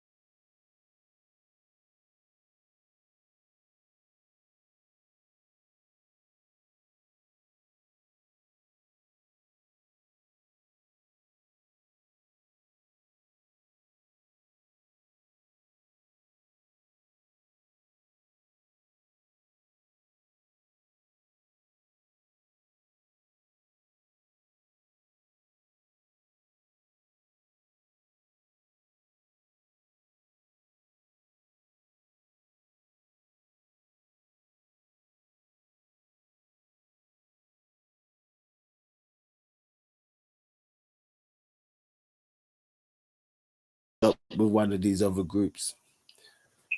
You see, here's one thing. This is just my understanding. I think Black love, or the Black couple, is mainly a representation needed in a situation where something inherited from someone back when. Think about how our situations are. Definitely, if we're Caribbean or FBA, we have some inherited trauma from something back when. These things are something we haven't addressed as individuals or as societies or as separate Black countries individually. Right now, how do I know? How do I not know that the Trinidadian might have the actual antidote for the Jamaican, and let's say a Jamaican might have an antidote for one of the people, one of the many states of the Africans, the melanated Americans on the mainland. We've not looked at each other like that. The same way I said we haven't looked at our enemy to see what bothers him that isn't us. Yeah, we haven't looked at our neighbor and said, "Hey, what is it that hurt him that doesn't hurt me, that heals him?" Yeah, I think you're having a bit more of that now in terms of, the mixing. Like, I remember at one point Jamaicans, wouldn't be mixing with, somebody from St. Kitts or, one of the other smaller The younger islands. generation are great at that. Nowadays, the younger generation don't give a fuck. Yeah, so things are a bit more mixed on the aspects and stuff. So I'll take that as then you then agree though that you do feel as though that black family image would be more positive and important in that as opposed. No, it would be, but what we're having is more toxic black togetherness than just black togetherness. Because I'd rather like not to bring this up, not to bring this individual the individual bad situation up.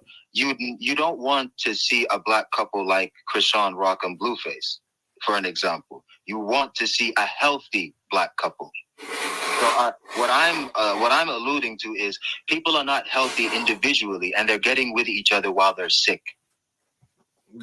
I mean, would you? So yeah, the black family is definitely something that is an amazing thing. Like, you know what I mean?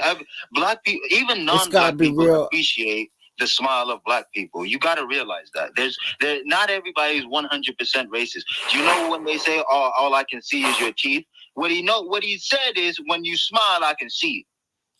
Yeah, I think, with the relationships, I just want to say, obviously you mentioned Krishan and Blueface, people can look at that as very toxic in a lot of ways. But yeah, that's not a black. That's not a black. Not as a black. That's not a black situation. Well, I was just gonna say that we can't look too much at any of these celebrities, but because sometimes you don't know what really is behind somebody's relationship. Yeah, I say that.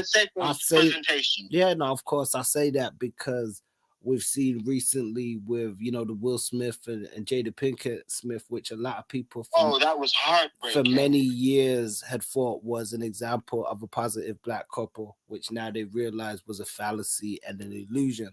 So my point being, sometimes even what is purported to visually be a representation of a virtuous couple, even like some people in a lot of groups and stuff, they'll tell you they walk around like nuns and stuff, but you get them in the bedroom and they suck a golf ball out of a hose pipe without any question, but they'll judge somebody else for something else and trying to appear to be a certain way themselves. So I'm just saying, like, a lot of the times we can't judge from what we visually see, especially when it comes to celebrities. Especially when it comes to celebrities.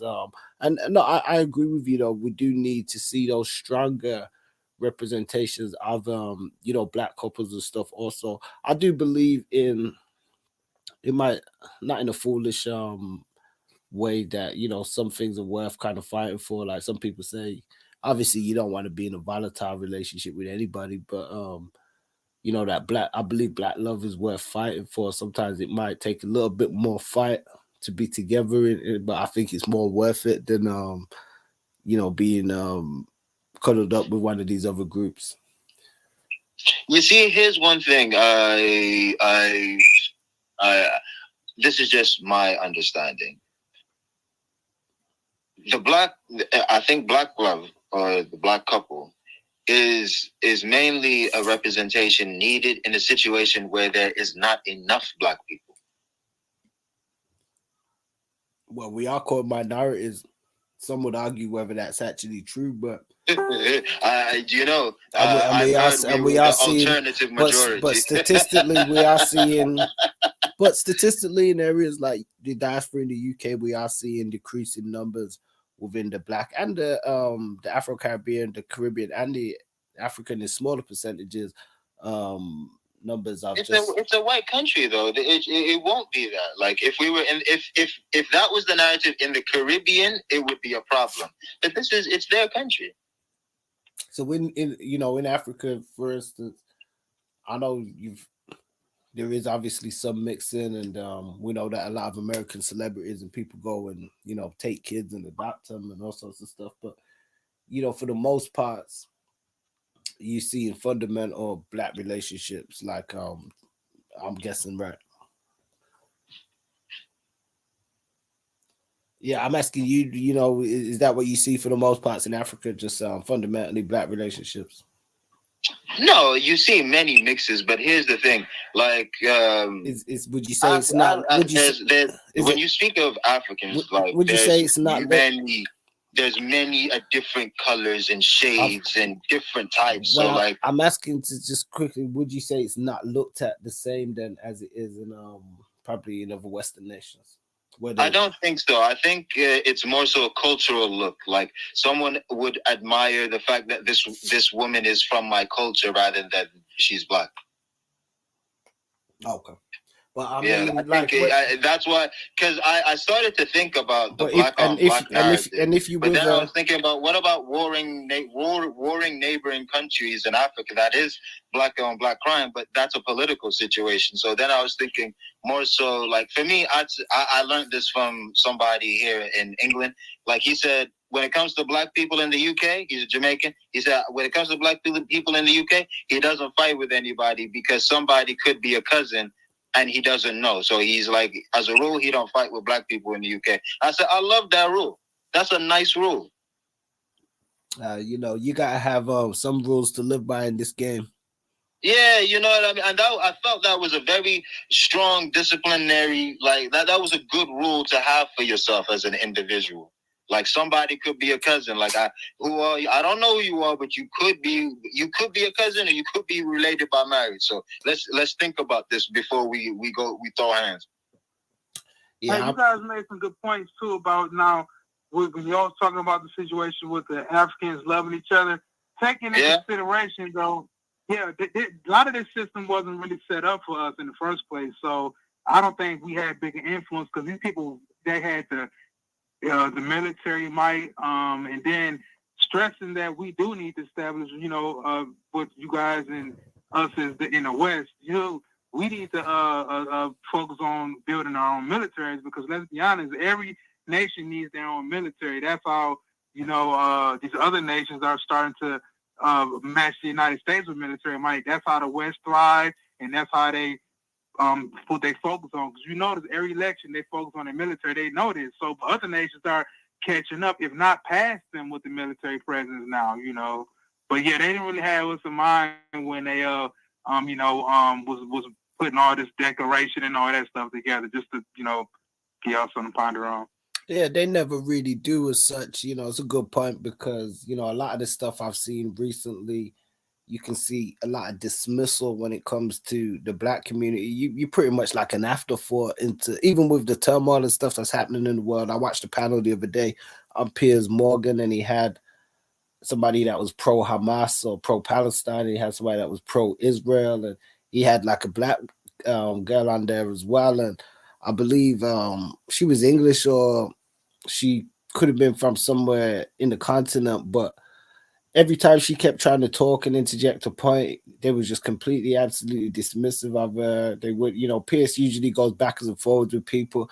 He's talking to the other people there, more so wanting to focus on them, but she was interjecting points just about the West and even some points that you would have thought he would have been in agreement of. But their arrogance and dismissal, like if I was her, I would have literally stopped him and said, did you people invite me out here for nothing or something? Because every time I open my mouth, it's like you either don't respond, pay no attention, move, it was that obvious that they had little to no interest in what she was saying. And I say that to say on a global scale and level, that attitude also pervades where there's a very dismissal aspect to the black community and what you're currently presently facing or going through or your even thoughts and opinions on things. It's very much invalidated. So we definitely can't look for these people to validate. I just thought of something as you said that, and that's why I laughed. Sorry. Finish up. I'm gonna add to that point because I never saw that. When did that happen? This was, I believe, a couple of days ago. There's been quite a string of them, especially on Piers Morgan Uncensored. Has been doing quite a run, and this was on one of the recent shows. So it's probably a couple of days ago, maybe 2 days ago. Okay, no, all right then. Well, I would say this. In my opinion, I always said this. I said this as a kid before. You know, I never used to get mad when when people that weren't black would copy foundational Black American culture, so on and so forth. Because I said they can't steal a culture from a people that will always create something. Mhm. That's what I've always said. That I said, why are black people getting mad that other people are taking something? You just gonna make something new, and they just gonna copy you. You the leader at this stuff. Don't worry about it. Yeah, that's what happens, and we know that. But I think there's a long-standing historical And we gonna keep making history. references. Well, we gonna keep making history, We, inshallah. we will, but the issue that most people take with that and the charge that they lay amongst the oppressors is the fact that they do this without wanting to give any credit for who created it or those works. So fundamentally, it's just like you could use that as an example, and it's the same. A lot of us, we was fine with non-black people even contributing and being a part of hip hop, but years down the line. I'm glad that this year we had 50 years of hip hop, and when you see it Yeah, from I'm glad that that happened as well. when you see it from top to bottom, you're able to see who were some of the fundamental creators behind it. However, we do know who was able to cash out or cash in off it on a greater aspect because, like Special Ed said recently, a lot of these other people who didn't really give a damn about hip hop, Can I give you? Can I give you my own personal take on a group of people that have helped hip hop, but no one talks about? Yeah, hold on to that thought. So, they were saying just within where we've got with hip hop now, it's a testament that, as you said, if we keep the mentality that, okay, well, it's fine for people to just do what we're going to do because we're going to recreate some of the stuff anyway, and then they just take it and then they give themselves the credit and stuff for it. People don't, people got tired of that. They've seen it with rock and roll. They seen it with blues. They seen it with jazz. They see, even Michael Jackson, as demonized as he was, said this in one of his controversial statements before his untimely passing, and he spoke out quite candidly and said, the Charleston, the jitterbug, all these dances, they came from black people. These are black dancers. We create these things. He spoke truth to power, and we know this, and I think one of the reasons a lot of people are so impassioned by that statement is because people do feel that way, that the credit is always taken away.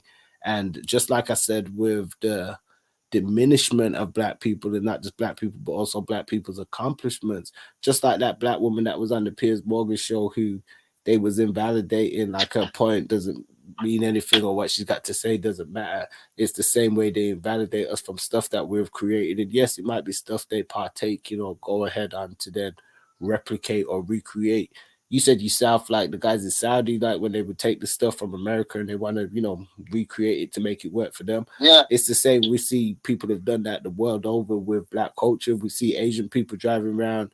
You hear music coming out their car. You hear them 808s knocking that they didn't took from. However, in Saudi, what I've noticed though, with the Saudis particularly, they are quick to tell you what is not theirs, whereas other cultures, in my experience in the black diaspora in Saudi was a very unique one, because for us,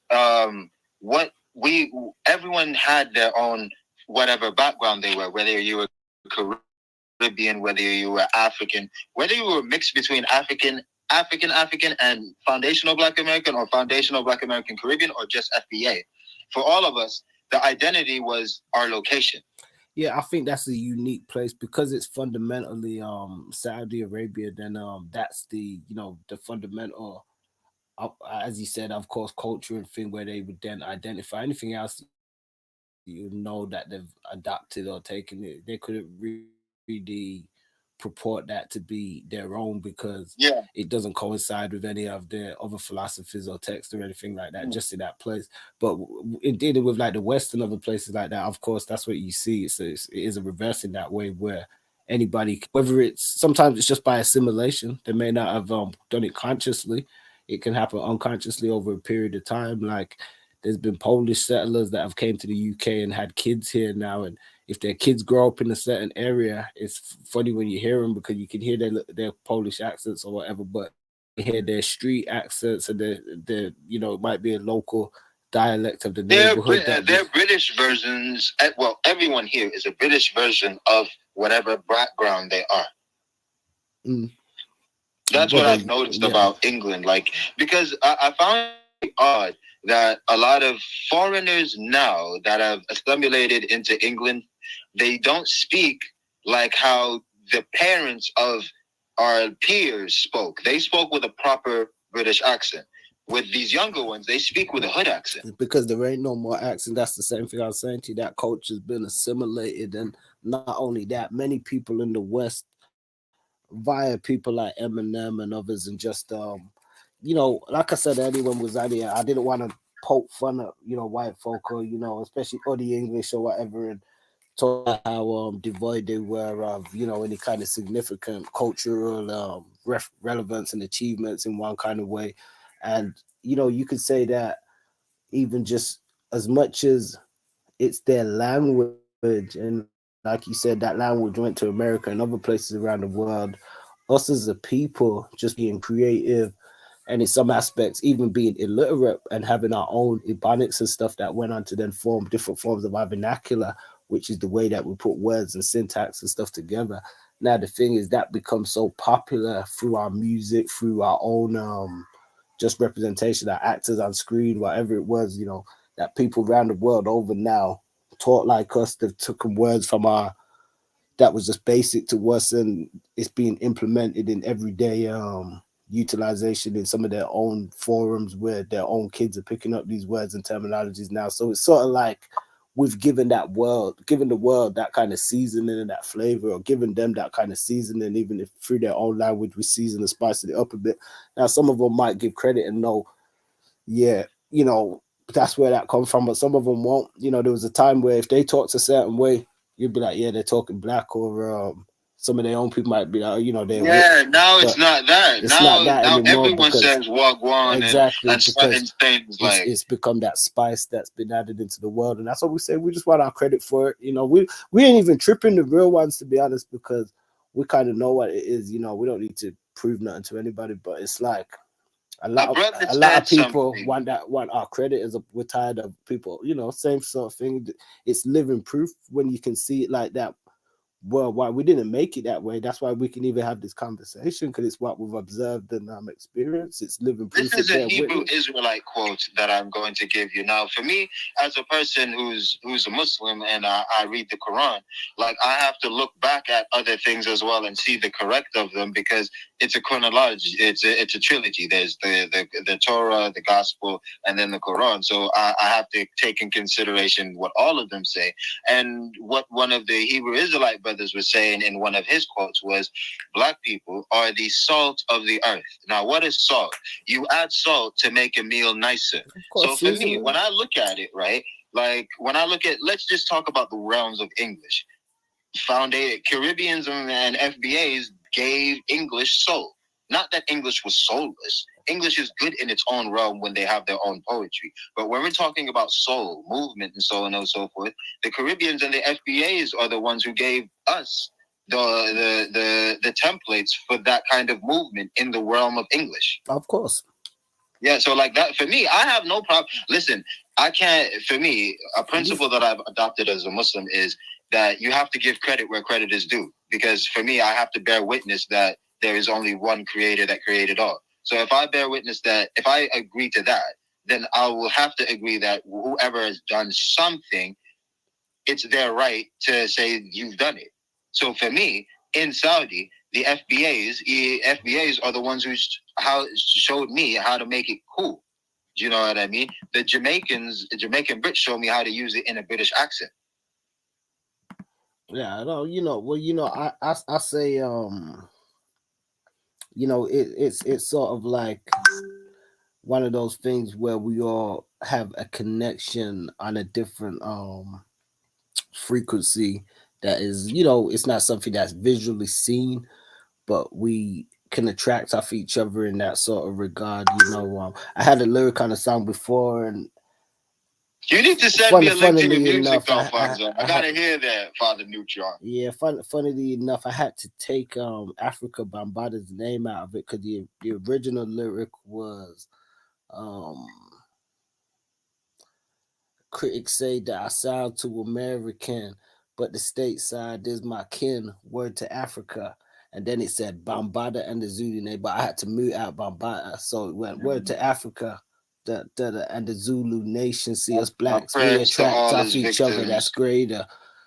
So what that lyric, it was kind of breaking that down, saying there's kind of a global attraction between us all. And that was because I was experiencing some criticism where people saying, oh, you sound too American, but they didn't even know me or my that T would tell you I'll be out there in America and all, but they don't know they didn't know me personally like that. They were just like finding a way to criticize, but I was trying to draw the comparison and to blacks here being attracted to that quality in America and those from Africa. That's what I'm saying, where to Africa, because what they was projecting them to was back to the the continent, the Zulu nation. All I was showing, it's like a chain that go round and round, and it's all linked in.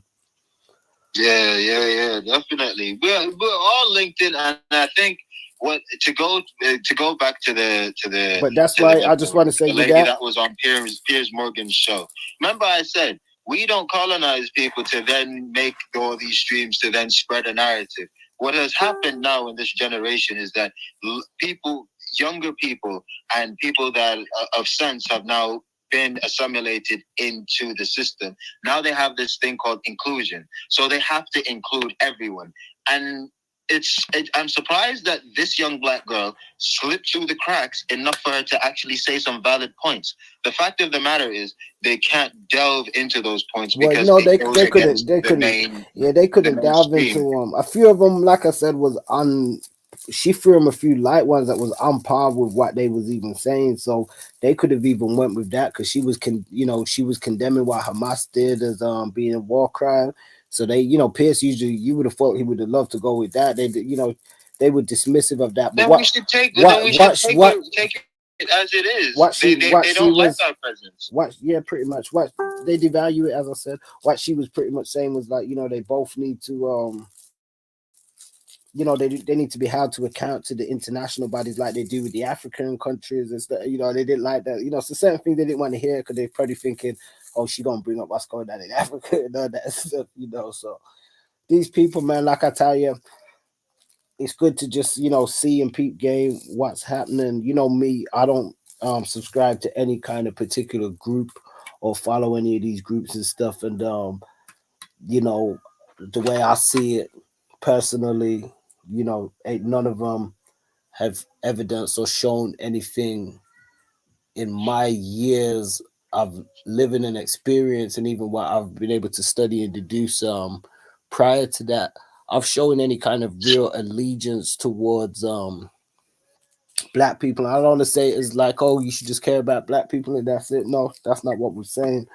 But when we just black people gotta care about black people before we can even be a benefit to society. I think we do. I think that's a cop out because I think, to be honest, I think we do. There's more of us that do. Yeah, there's a lot of us that are messed up and we got these issues. I think that's a talking point that was probably introduced by the white supremacists that we probably picked up because we can be hard on ourselves, but I feel as though we do, man, because I remember being out in New Orleans and I was out in the morning one time in the breakfast shop and I see this black woman. I don't even know her, but she telling a story to this woman next to me. And I think it was in like Burger King or something. And she telling me, she telling this woman this story about one of her daughters, how her daughter got killed. And, she kind of explaining the story in this circumstance. And I could just feel the pain for what she's talking about. But at the same time, she's standing there still so strong and telling the story. So I came up to her and I said to her, I just heard what you said. And I said, I'm out here from the UK.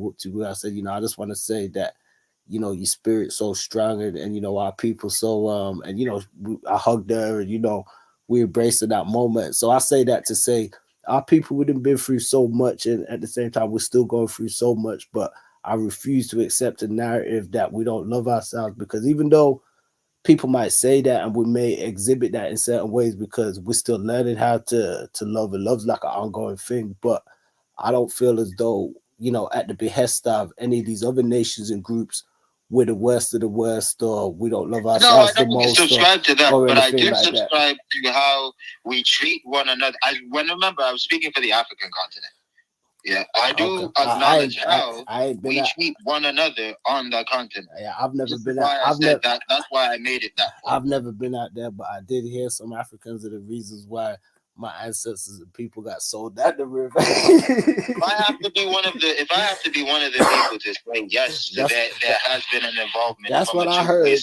Yes, because here's the thing: war is war, and this is where, for me as a Brit, this is why I would say, as a Brit, we made that contract for the Israelis to be at Palestine. That's our fault. Me, I can't champion the Black American can champion Black America because he built it. Yeah, whereas for me, I can't really champion England because England won't point its finger at itself. Well, this is why I say back to the original even kind of point why I don't think it's productive for Black people to be out there protesting England and stuff. You're living in these people's country. They've already made their stance of where they stand against certain people. Like, so how you gonna be standing there going against them? You see, this is where I said for us as Black people, when we find the individual love for self, we can be a betterment to society or do a service to society. Now, that's not a citizen thing. That's a humanitarian thing.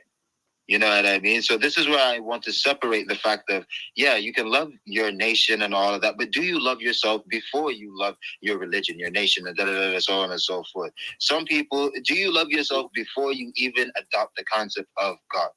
So now if you do love yourself with that concept before you adopt the concept of God, you'll probably be able to appreciate it more if you adopt that concept. For me, this is where I was saying on the African continent, that has been the damage that has been left post-colonization. That is something that we are dealing with amongst ourselves. In Africa right now, it's not a Black guy, it's not a white guy that's your issue. Well, it's a Black guy listening to a white guy. That's the problem in Africa because they, sad as it appears or what it seems, I ain't been out there to have the experience, but it seems they love these other groups and their religions and all that stuff before they love their own and themselves. I've even heard white people tell me this. They think, these other groups and them have got all the answers, and they, it's a shameful truth. It's a shameful truth. It does happen, yes. And we have to address our problems in order for us to solve them. Whereas other people would shy away from what you just said, I can say, yeah, it's an issue that I'm trying to deal with and I'm trying to fix it so that it's not something people can talk about. No. But I happen to come from a country that doesn't like to do that. Yeah, no, I mean, like I said, I haven't been out there, and obviously I done met you in the UK, so I forget you've had that experience as well, because I know you've got the Saudi Arabia experience, so you've got quite a broad spectrum of experience, and that's why I think I commend you for, which I've said before, that you still pervade as much as you can with your own mind and thought process, and that's the way I'd encourage you to keep going along that route and stuff as well, because ultimately that's it. It's like I said, we can sit here. I think I said this to you the other day on one of the other. This wasn't even on a broadcast, but I think just on a phone call. I said, as human beings, we can sit here till the cows come home and talk about other great people and philosophers and stuff, but they were great because they tapped in. So we gotta tap in ourselves, and that can't always be from what other people are telling you is the way to tap in, or telling you is the why to tap in and stuff as well. So you just gotta keep pervading through. I know it's easy, as you said, with the self love. I do agree with you on a lot of aspects. I just definitely wanted to make a distinction on the fact that I do feel there is a lot of love within the community, because sometimes we can look at a glass is half empty or half full. But I do agree to the point that a lot of people unfortunately do love these other groups and stuff more so than they love their own people, and that is sad and stuff. And maybe that will change, but like you said, us being the progenitors, maybe that's just a part of it. That it's Do you know what's become crazy, Alfonso? We live in an age where people love their following more than they love themselves. Take that for a sec. People will do the most for the following, but won't take care of themselves. It's a crazy time we live in now. That's real. And I think a lot of that is, not to say it's an excuse, but just in the time that encompasses everybody that people live in, they're taught to just be a part of the world and stuff. And we know that man isn't just an animal, we're spiritual beings, but people aren't taught to cultivate the spirit and to actually take care of themselves on those kind of levels of stuff also. And even just, even some people ain't even taught on a basic human level, and how to wipe themselves, how to do this, how to do that, or whatever. So even just the aspects, as you said, of just taking care of yourself, it's got many different tangents to it. And I think humanity is at a loss, especially when we're dealing with, now this isn't for the people, because oftentimes the people, as you said, can have the best intentions, and that can go from all sides and all spectrums, but mostly the people at the top and at the tippy top in most institutions, organizations, and so on, usually have malevolent agendas, or sometimes if it's not just malevolent, there's bits of information or things going on that everybody isn't necessarily that privy to. So you always gotta have those some things we're not that weren't included, that you're not down with, that are just unwritten things. Yeah. So that happens a lot. So we know these things happen and stuff within society and stuff, and but as we said, man, our main thing is to really look at things, that how it can impact us or how it currently is impacting us. I don't want to tell anybody what to think politically. I try my best to be as objective as possible when it comes to all sides and groups. I do say, like always, we advocate for peace for all beings on the planet Earth, not just one particular group or anything like that. And empowerment. Peace and empowerment, because here's the thing, like, we want always to advance. I think human for me, as a person, I invite everyone to get a Quran. I'm not saying become a Muslim. The Quran is there for human beings, for everyone. The most mentioned people in the Quran, or that God mentions in the Quran, are the children of Israel. Now, if the narrative is correct, the Quran is actually there for those that are FBAs and Caribbeans, since they're the children of Benjamin, the children of Reuben, and all of them. I invite them to have a Quran. I don't invite them. I'm not saying become a Muslim, but have one. Like, you might find something that helps you in it. Yeah, you got any thoughts on that, T? Have you ever read a Quran? You know what? It's been a while. Not really, but I wouldn't mind. I mean, I'm versatile. I definitely wouldn't mind, looking at it again. It's been a while ago. I used to go to the mosque back in the day, but no, I haven't really. Yeah, no. You get a Quran, and I get, which book do you read? You said, is it Matthew's, Genesis, Revelations? King James Version, yeah. It just basically just tells you, like, a lot of the things that, when we try to find wisdom and understanding, we question ourselves, like, why human beings fighting? Why is there racism in the world? Like, yada, yada, yada. A lot of that book does reveal, and you can pretty much connect the dots. It'll tell you what was happening before it even happened, like the Euphrates River dried up. And that is a Bible verse that it tells you what happens when a river dries up. It's a little frightening to some that's not really spiritually sound, but I'm pretty versatile when it comes to I listen, but we all have our different ideologies, but I'm pretty sure I can take some. Sorry to cut you up. We have a chapter in the Quran dedicated to Mary, mother of Jesus, called Miriam. I think you might like that chapter. Okay. We have a full chapter, and there's another chapter that's about her family. But I because I know that a lot of my American brethren are Christians, I invite them via that chapter. So that's a chapter I think you might like. The chapter of Miriam. We revere her a lot in our religion. We don't worship Jesus. We revere him too. We revere Muhammad. We don't worship them, but we have a chapter in the Quran dedicated to Mary. Yeah, I'm not a Christian though, but I mean, I still not saying that apologies for labeling you something you wasn't. Sorry, my brother. What? Oh no, it's fine. No, it's fine. I mean, I'm not saying I wouldn't talk to him. I mean, we all can talk. I mean, you know what I mean. I think it's kind of a lot of people have a misinterpretation. I think when it comes to the scriptures, especially with black folk, I think there is then a general kind of assumption where people may assume you're a Christian. But there's a lot of That's my fault for assuming people. Yeah, no, people in the West are Christian. That was my mistake. You grew up in the East, so I do find that, to be fair, a lot of people in the East do think that way as well. Where I think they think as a default, everybody's just Christian. But the thing is, even though people may follow the similar text that's within the Christian canon, you've got different denominations, even like you've got Rastafarians that, to an aspect, some of the theology that they follow stems within Christianity and the gospel. You've got same with like the Hebrew Israelites and different sort of movements and factions and so yeah, not and some people, they don't get it because they would just assume it's Christianity.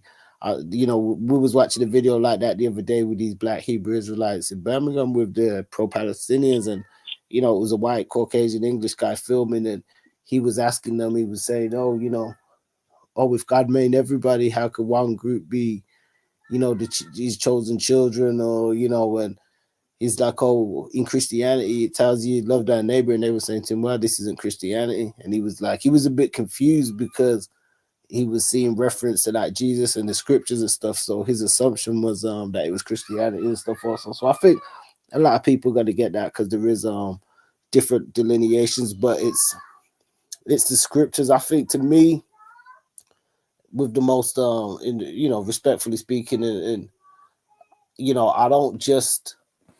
I think there's a lot of prescription within modern society nowadays, because the biggest religions are what they would call the Judeo-Christian religions, and I guess in a weird sort of way, I don't know if it's because of its growth, but I don't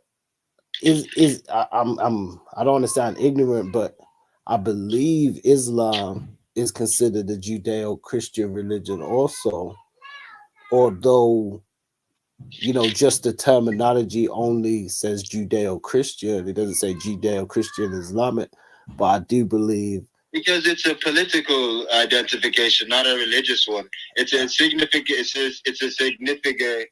a signifier of two bodies that have two different religious beliefs becoming one political and military endeavor.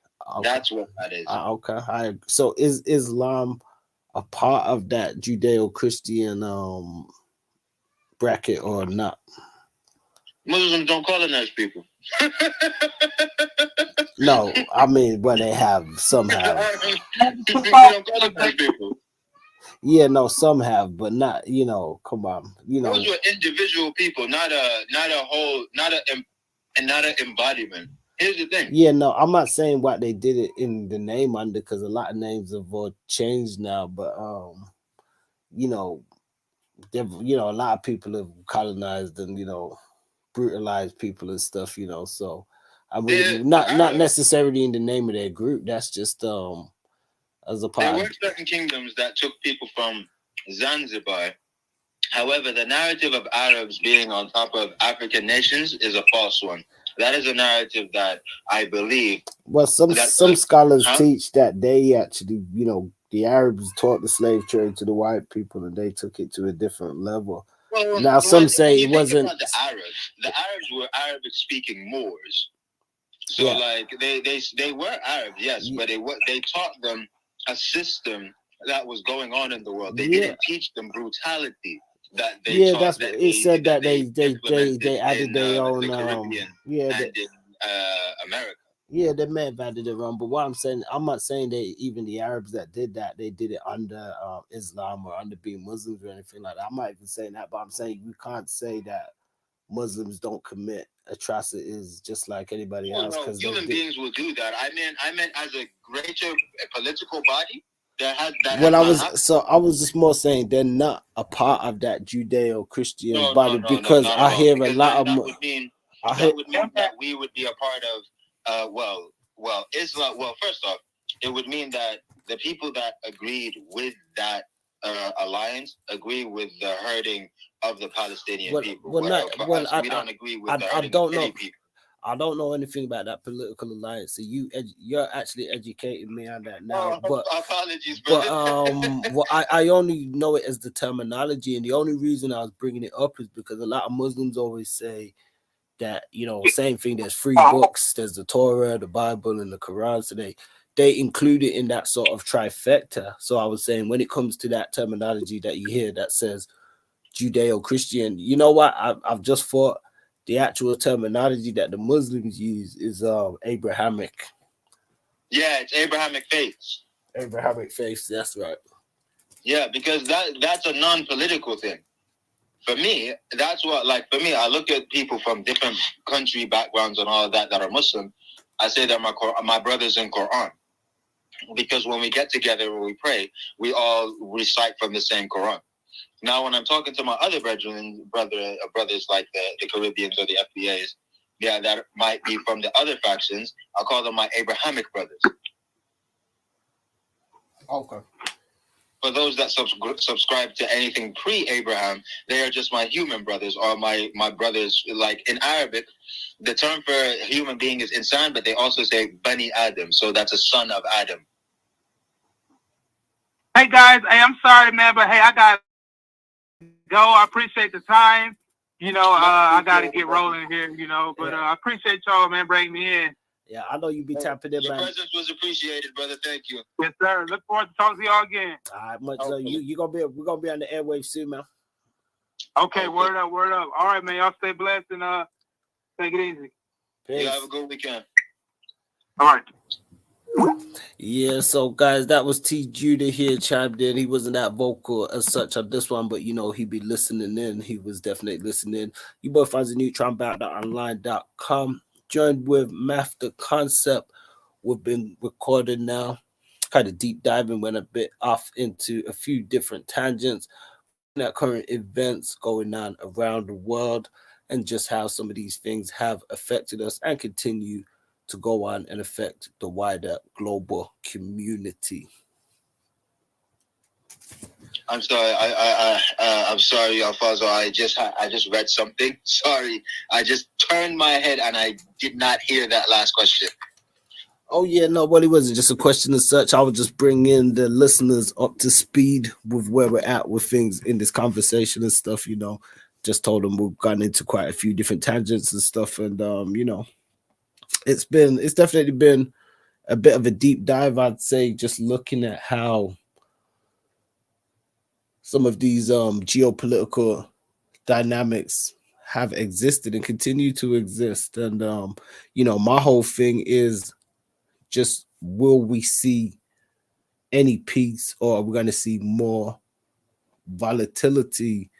Because a lot of people are just, you know, I feel as though one-dimensional in their ways of thinking.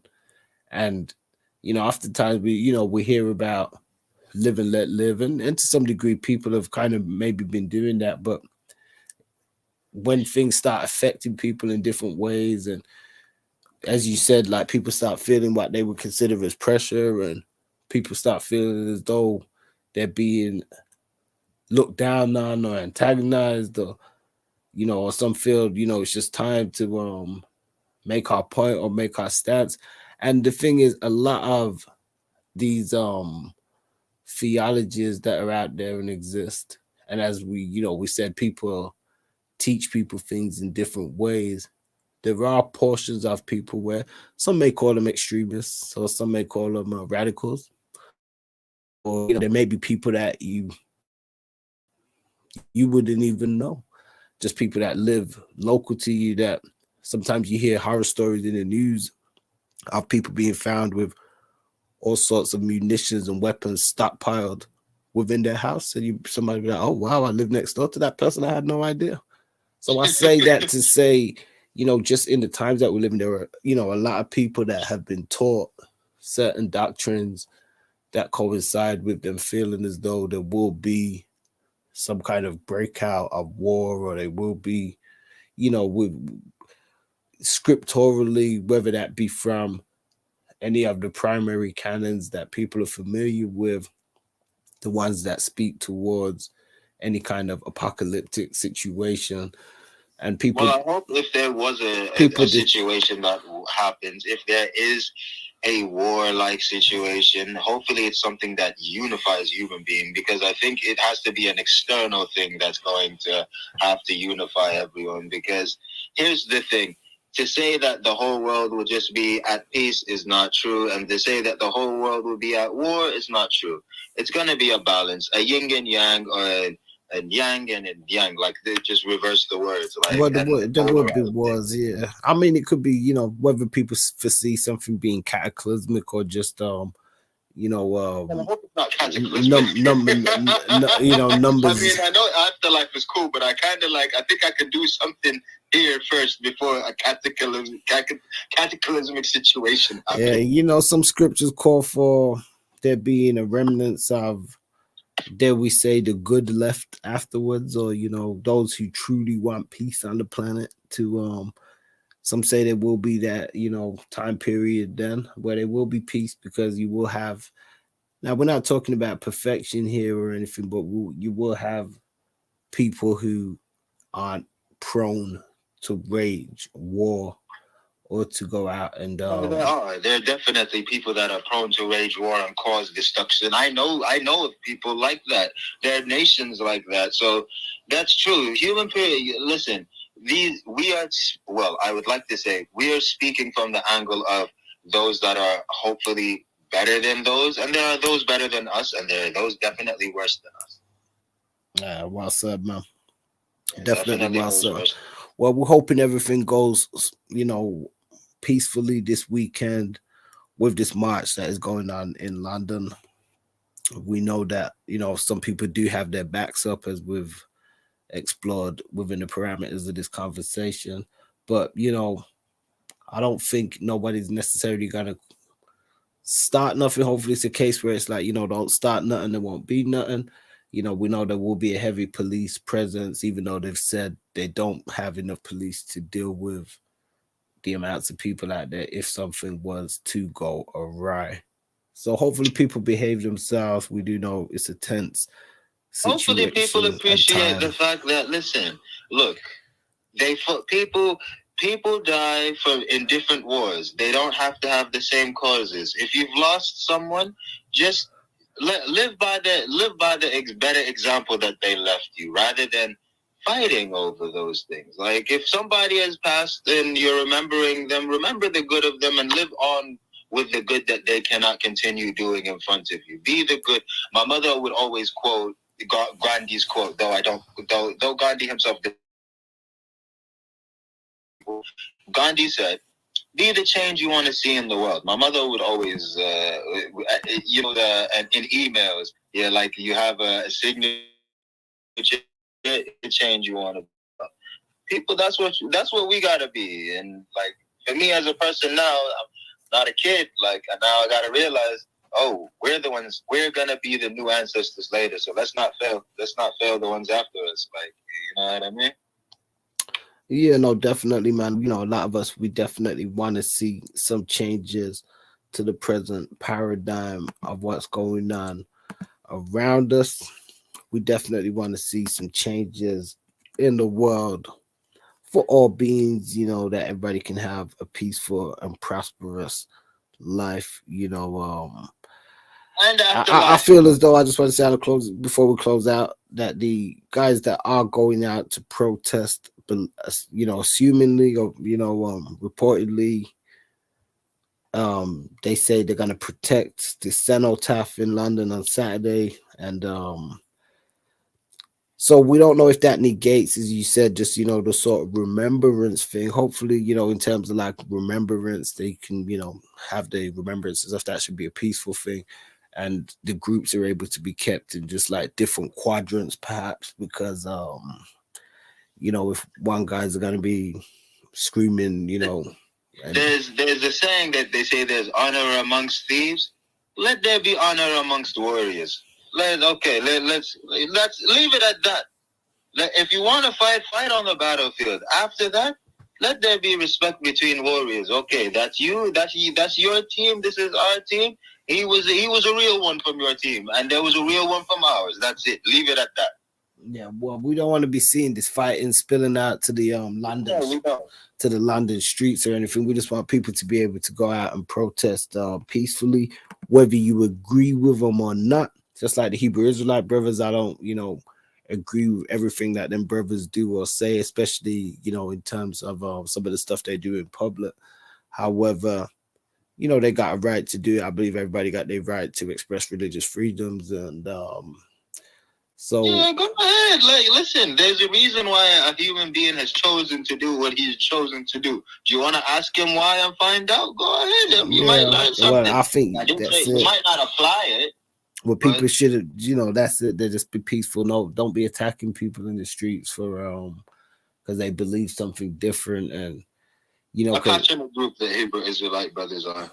Well, they was attacked. They was attacked, man, and I don't agree with that because I think they should not. No, people should be speaking in public places like so. They should be speaking freely and sharing their opinions eloquently. And I mean, if you don't agree, then just leave. Just walk past. You're not compelled to stop and argue and bicker with them and want to shut them down. And I think that's what some of the British public's fears are within the protests. It's not to negate the true protesters and the true freedom fighters within that movement, but more so the people that are either just troublemakers or the people that just, are just on a hype because it's an opportunity and the excuse to be vocal about, who they are and express themselves and stuff. And sometimes express their distaste and displeasure for other people and other groups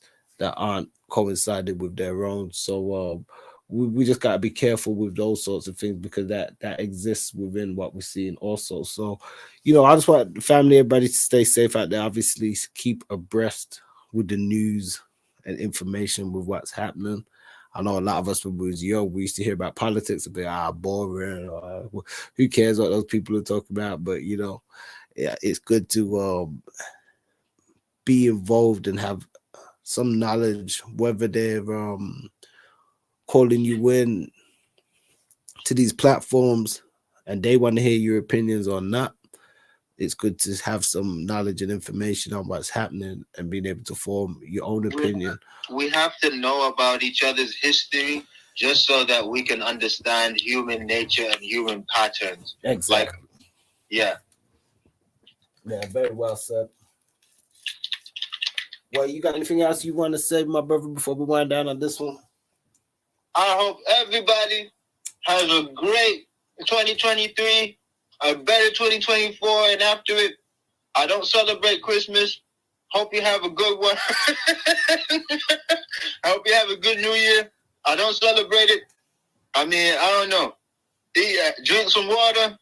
I mean, I don't know. Feed a homeless person and I don't know.